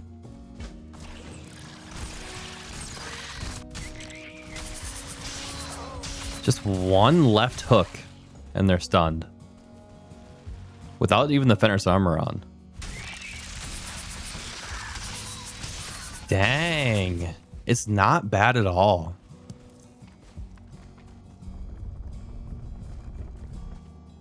Only 3 black cores.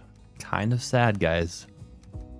Only finding 3 black cores in the first cave, I packed up and kept exploring. When you're in the Mistlands, you need to be pretty thorough when you're searching, because the dungeons can be very well hidden in the mist and rocks. You know, after doing all these challenges, I sometimes think it's just easier to find the dungeons from the shoreline. And sailing like I did during my hardcore challenge and my no bosses challenge. And no bases challenge I did too. But that took me a little longer on that one. I don't know, it's easier to see like the structures from the distance. When you're so up close, it's hard to see the rock formations. Well, that looks like a dungeon up there, maybe. It must be Dwagger helping me down here. Oh, he's dying. Save him. A snow-capped one.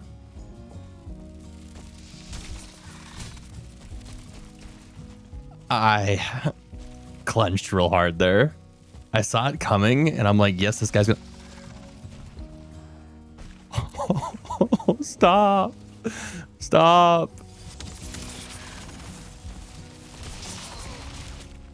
Is that all of them? I believe so. I always walk around with the portal in my inventory, so if I do actually die over here, it'd be such a pain in the ass to get back.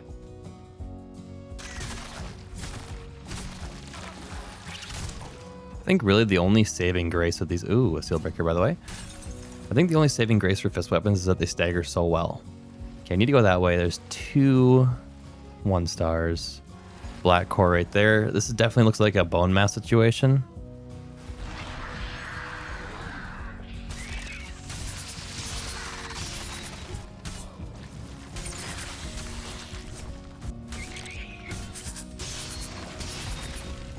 Now I can technically put back on the Fenrir's coat because I have bone mass on.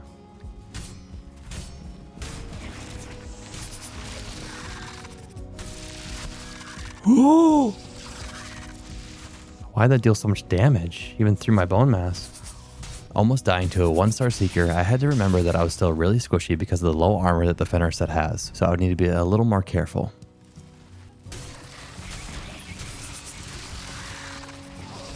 I almost just died there.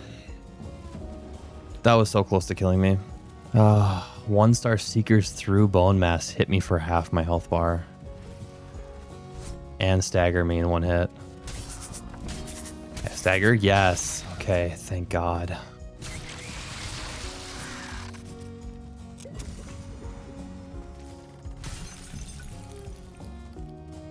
That's 3 seal breakers. Clearing another cave, I went back out to find more. It's weird, sometimes you can find everything you need from only clearing 2 to 3 dungeons, and sometimes it takes 10 or more. So after a couple of duds, I eventually ran into a cave that would allow me to actually make some progress. Gosh.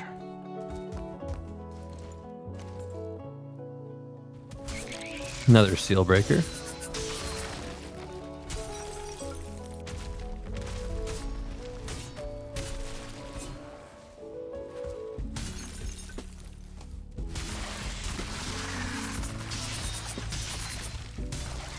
Kind of beat my way to the bottom. I'd like to find the queen. That'd be nice.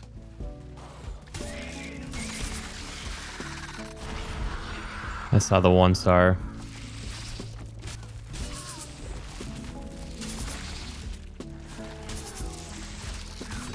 I should get him. Yep. Nice.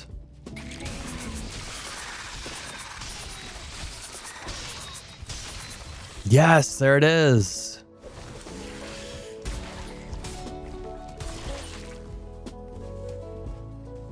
Not bad at all, guys. What is that? What do you mean, Iron Gate? I guess we're sailing to the edge of the world. After finding the location of the infested citadel, I worked my way back to my longship, looking for more dungeons as I went because I still needed 3 seal breaker fragments. Yes, it's another dungeon.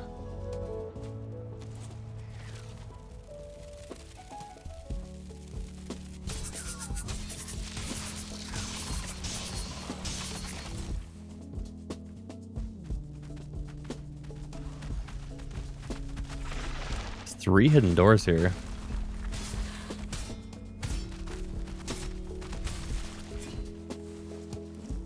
Hit that.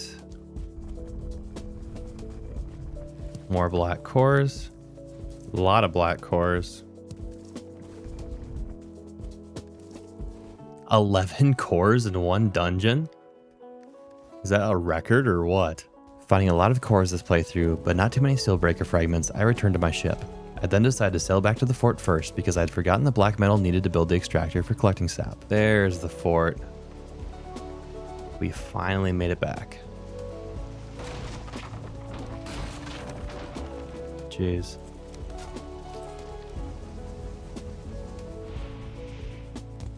I might as well build the Black Forge.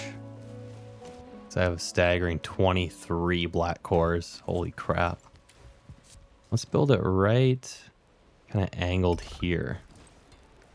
And hopefully I can fit the Galder table right here. Let's head over towards the Queen. Kind of reminds me of South Harbor a little bit. Getting back on my ship, I decided to make the sail to the far eastern edge of the map, hoping to reach the door to the infested citadel and finding the 2 remaining fragments I needed along the way. I think this is close enough, huh?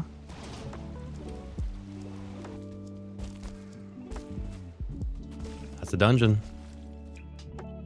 We need that. I think I need 2 more seal breakers and that is all. The playstyle is just hold the mouse button. There's 1 seal breaker. That's what we like to see. I'm not going to find it, am I? Nope, I'm going to need 1 more seal breaker. That is disappointing. Oh, no. Gonna take a page out of the no boats challenge and swim across. Not sailing far enough east, I had to swim the gap between the 2 islands, using the stamina mead tactic that I showed off in my no boats challenge. Whoa. Thought I killed myself for a second. Queen is right next to this tower. Maybe I can kite the seekers into him. There it is, the infested citadel.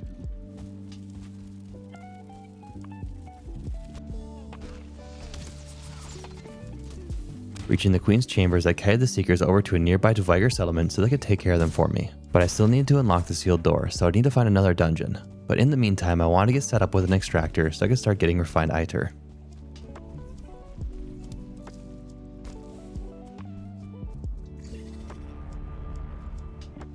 Returning to the fort, I built a refinery on the coastline away from my base. This is so it wouldn't damage anything inside, and I wouldn't need much refined Iter, so it was just a temporary placement.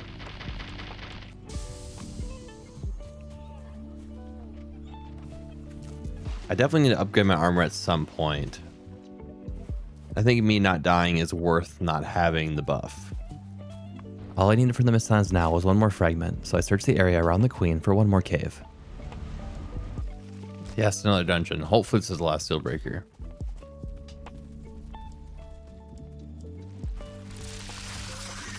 You broke it for me? I'm out of here, bro. I don't want to spend any more time in here than I need to. Collecting my last seal breaker, I can now focus on getting ready for my fight with the Queen. Let's make the seal breaker. There we go. And the first item I would make is the feather cape. Probably something I should have made a long time ago because it's one of the best items in the entire game. That looks so sick, bro. You can't tell me that this is not the best armor combo in the game. Dang. Yeah, I think I just value the armor more than the slight extra damage. So far, it's been like just a little bit more damage, but this is like a wide gap. This is double the armor, right? Yeah, I think I just need to do it. Deciding to finally ditch my Fenris armor, I made a carapace helmet and greaves. Because at this point, not dying was my top priority, because losing 5% of my skill when it's this high would definitely hinder me for the rest of the playthrough. Got our feast. Yes, sir. I think we're pretty much ready to fight the Queen. I'm a little nervous, I'm not gonna lie. The knives went better than expected, but the fist has even lower AoE potential. But the good thing about these challenges, the more I fight them, right, the better I get, so. My main concern about the Queen was my complete lack of AoE damage. And fists are probably the worst weapon for multiple enemies because their range is terrible and the attacks only land right in front of you. So you can really only hit 2 enemies at once if you're lucky. But that's part of this challenge, and all I could do is open the infested citadel and try to take her down.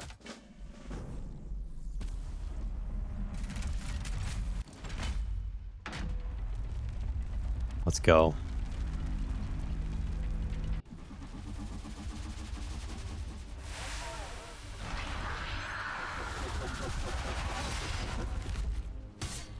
Oh, it's not great. I can parry her though. Ow.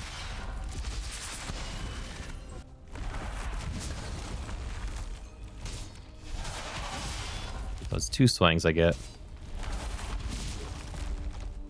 70, 120. Let's just try the other ones. 50, yeah, it's way less.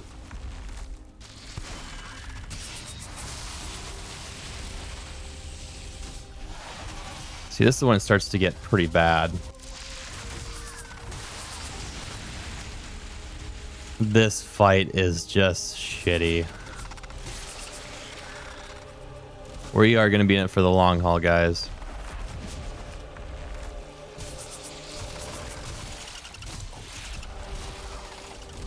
Gosh.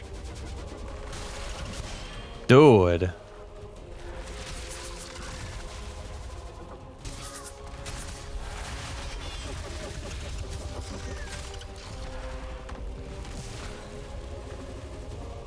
This is not cool. I don't like this at all. Well, I think I just have to kite these guys out. I think there comes a certain point where she just can't spawn anymore, which is kind of the point that I'm hoping to get to.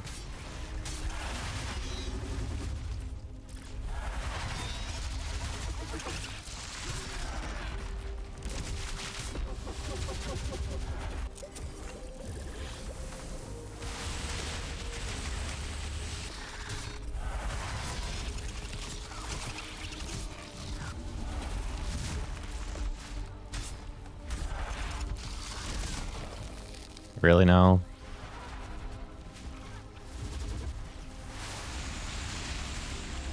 That's a sick dodge, actually.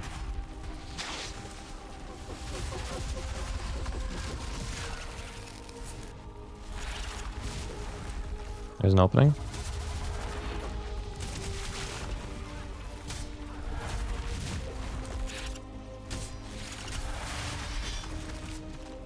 If there was like a top 10 worst ways to fight the queen, this has to be like number 1 or 2.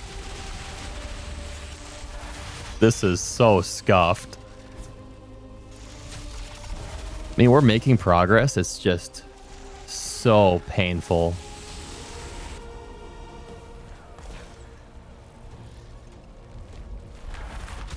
Oh, one good streak.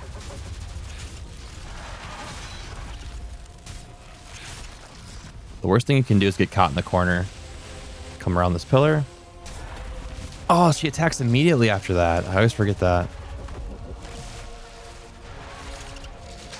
She actually moved herself in a better position for me. Okay, she's digging.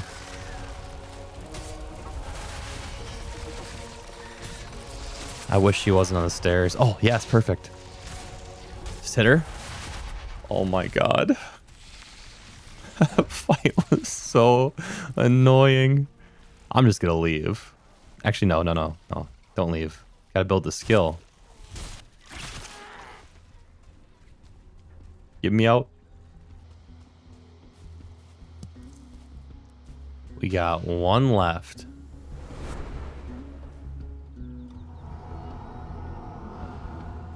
I am very glad I decided to upgrade my gear, because I don't think I would have even had a chance with the Fenris armor. But now that the queen was defeated, we are now onto the final biome, the Ashlands, which I was not too excited about, because I now had a mountain grade weapon going into the hardest and most mob dense area in the game, but hopefully my high skill will bridge the gap.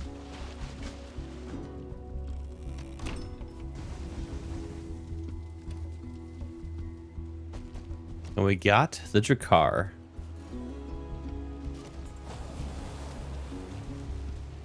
Building the Drakkar, I was now ready to start sailing south to the Ashlands, so I prepared all the materials and slept through the night so I could begin sailing the next morning.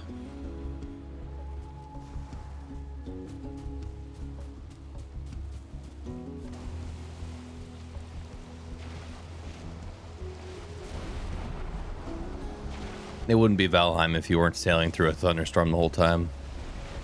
That's just a fact. Making a long voyage south, I eventually made it to the red waters of the Ashlands, but I didn't think I was centered enough to hit the larger landmass, so I sailed a ways west. Okay, I'm gonna eat these two. I'm gonna skip the salad for now.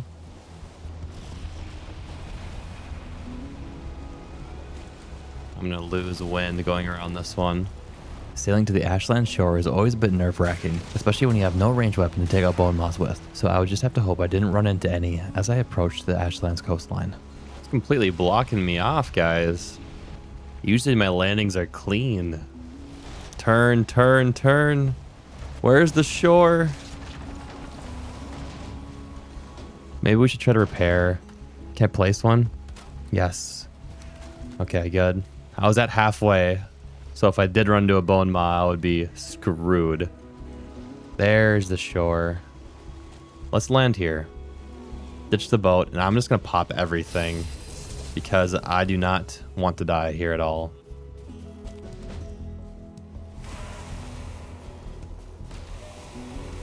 We run. Reaching the Ashlands, I quickly started to implement my classic Ashland strategy. We all know there's really no safe place in this biome, but the closest you can get is of course the charred fortresses. So I made my way inland to try to take one over as fast as possible, hopefully getting a portal down in case I were to die. I think I'll be able to get across here. Barely. There's one. Spotting one in the distance, I made sure to come prepared this time, with all the materials I would need to scale the walls and place down a stone cutter for the portal. Get my workbench ready, get my raised ground ready, pop my bone mass here, and let's go. I just got hit by fire somehow. Immediately we're in. We're using slashing because these are weak to slashing, by the way, or neutral, I think. Nice. Both spawners down, now we just got the warlocks left. I'd like to kill him. There we go. Gosh.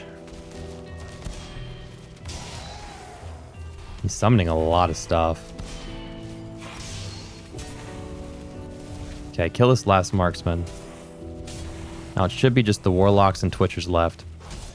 Warlock's almost dead. And we got him. 50. Yeah. Normal claws do more damage. What was in this chest? 16 flame metal. Let's go. What was in here? Molten cores, which we needed. This is a bloodstone. Which is, well, I don't think we need bloodstones, but... And another successful landing in the Ashlands.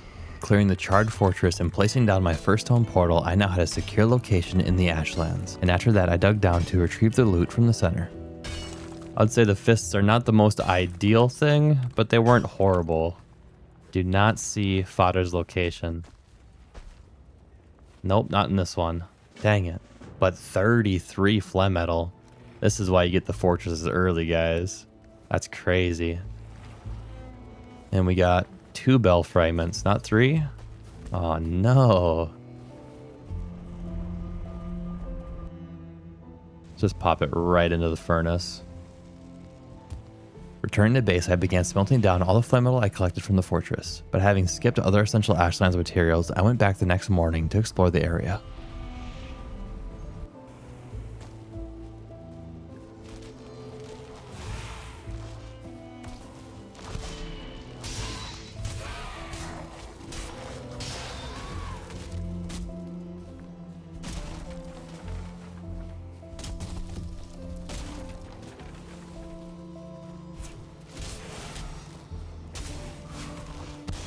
Oh, yeah, I can't parry him.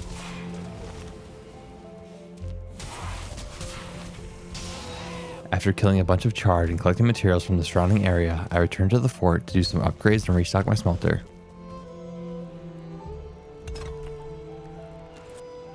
Not bad at all. And once my chores were done around the base, I went back to look for more fortresses in the area, but I would quickly get overwhelmed by enemies. Wow, that is a lot of things.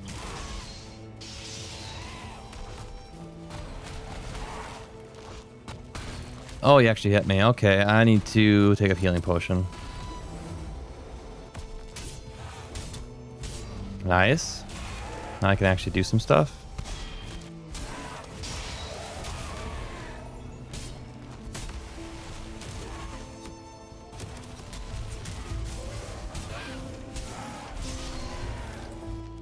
Need to use this bone mass while I have it. I'm gonna go get this putrid hold on too. No. No. I've never seen a 2-star Morgan. What is a 2-star Morgan? I've never even seen a starred Morgan. I'm not fighting that. Does Iron Gate think I'm insane? And after scouting around the safety of my fortress, I came to the sad realization that this part of the biome was only a small island, so I was forced to pack up and make a risky journey back to my Jakar to try to find a larger landmass to the west. I do not want to fight that at all. Oh, God, they're everywhere.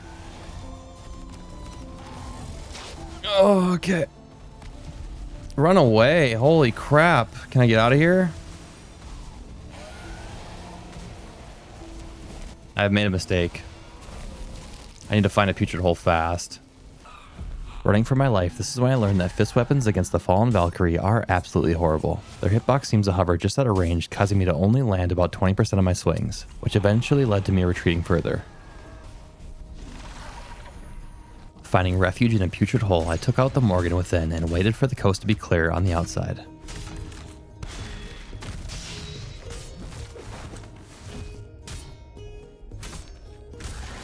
That wasn't that bad. The enemy is losing interest. I use this opportunity to make a dash for my ship, hopefully making it off this island.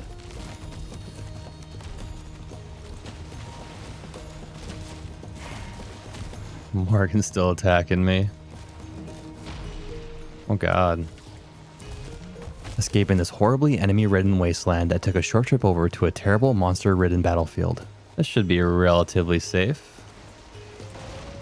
Lead all these guys back into the settlement.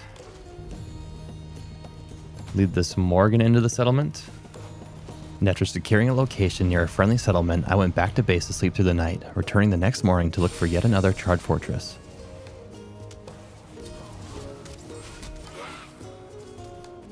Can I get across to here? Looks suspect, but we're gonna try. I just don't want to get hit by the Aspen and get booted into the lava.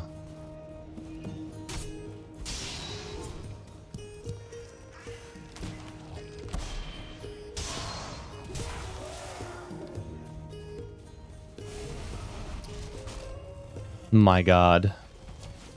This game is so scary, bro.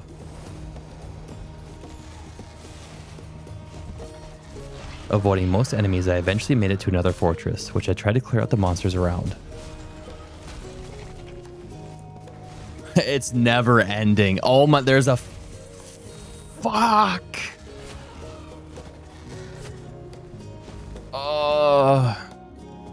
Overwhelmed yet again, I hid in another hole, ready to take on the fortress when I resurfaced. I'm in.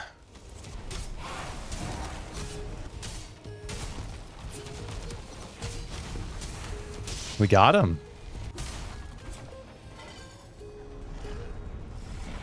Clearing my second fortress, I finally now had a place that I could feel safe in. And after all that fighting, I collected the reward inside.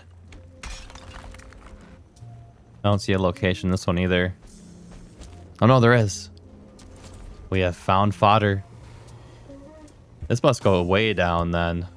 I'm gonna have to make my way back. Oh my gosh. That's beautiful. I'll get 4 out of this. Yes.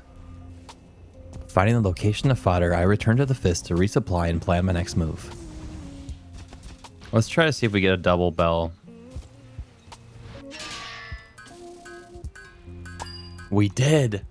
We don't even need to get another fortress. Crocking the crafting skill perk at the perfect time, I got 2 bells for the cost of 1, giving me the 3 needed to summon fodder, so I no longer needed to clear any more fortresses. And now that I had plenty of Ashland's resources, I decided to upgrade some of my gear to try to maximize my survivability. A lot more armor now. I feel like I should leave a spare portal behind. Being smart for once, I brought the resources needed for a second portal in the Ashlands just in case I were to die. And after that, I decided I would make the long journey through the Ashlands to the final boss. Safe. We're gonna head towards fodder.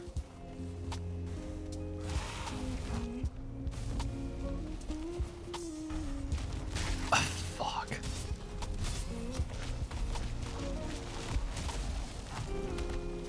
God.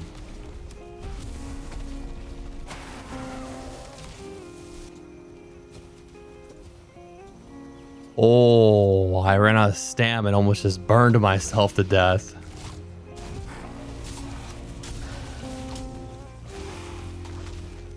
It's just annoying. I'd rather them buff the enemies and reduce the amount, to be honest. Making my way past large groups of enemies and taking a lot of damage along the way, I eventually made it to the Colosseum. We have made it to the final arena. It's been a long journey. Clearing out some of the spawners in the area, I wanted to reduce the amount of monsters around the arena as best as I could. Once the sun started to set, I placed my portal on the top of a nearby rock.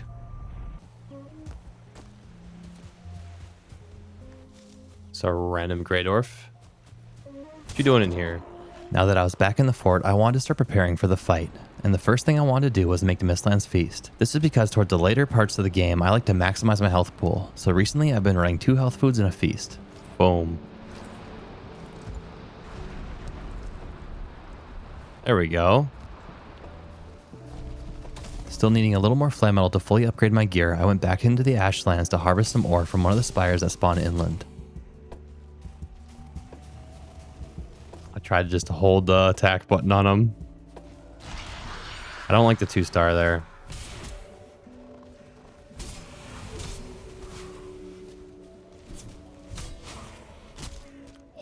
Oh.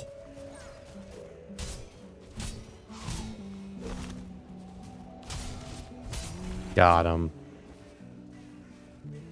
Eventually finding a flame metal spire quite a long ways away from the Colosseum, I jumped over to mine it.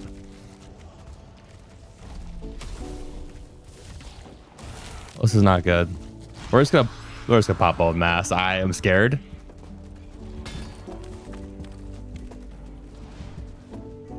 Okay. Not needing much, I collected 14 ore from the base of the spire and then quickly ran back to the safety of my fort. And needing more wood to keep my smelter going, I portaled back to the starting island, and this is where I made a grave mistake. No!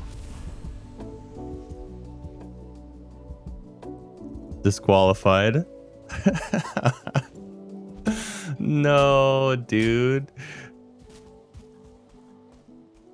50 hours of my life wasted. It's over.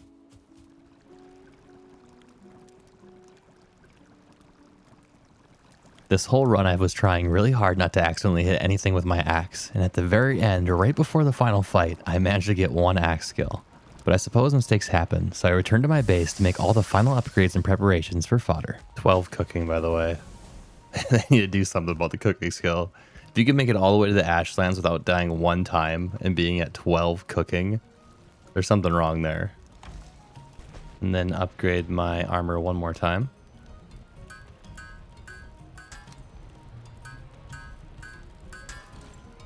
Bone mass is ready. My armor's upgraded. 3 bells. Yeah, I think it's time. Let's sleep. Day 129. Eat my feast. Eat my other food. Let's head out.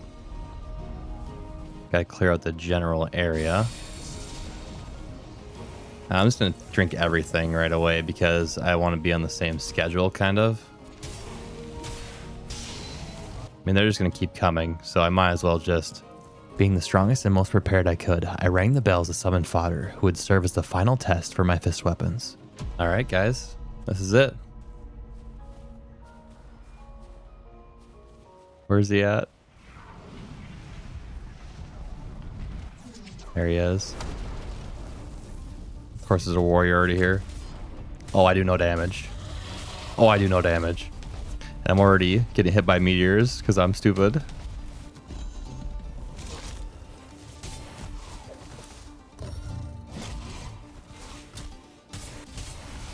Okay. Let me fight him. This is so painful already. Nice.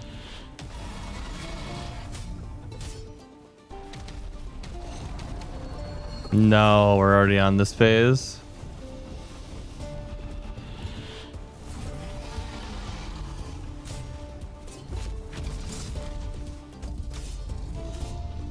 Let's test out the other fists. I was doing like 120. I'm doing like 5 less damage or so.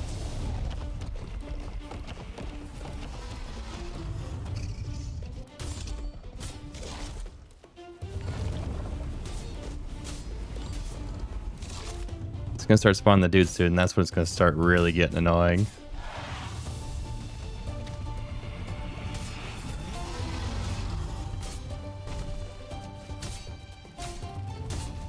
I will pop bone mass soon.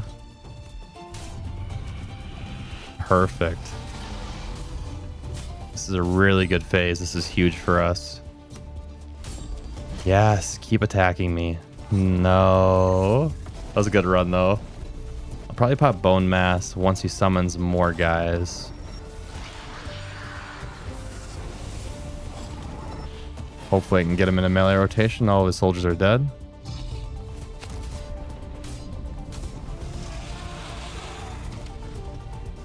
Oh, I got no potions on. I'm usually so good at that. Yeah, this is when it starts to get a little hectic.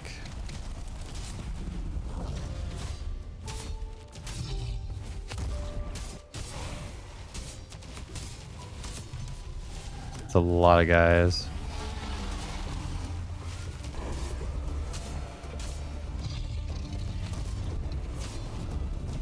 Still got 1 minute of bone mass. Probably gonna lose it by the end of the fight. I'm gonna re-up my food as well.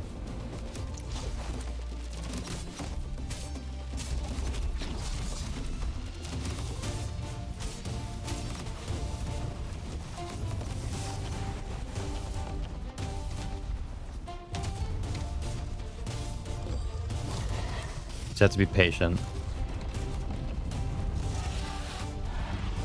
No. Do some damage. I have no bone mass though, just keep that in mind. I can't hit anything.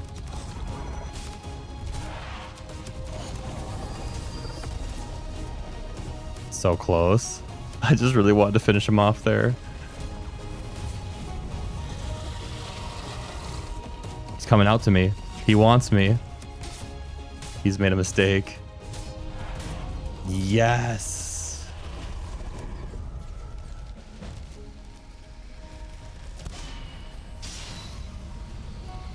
Once again, we have done it.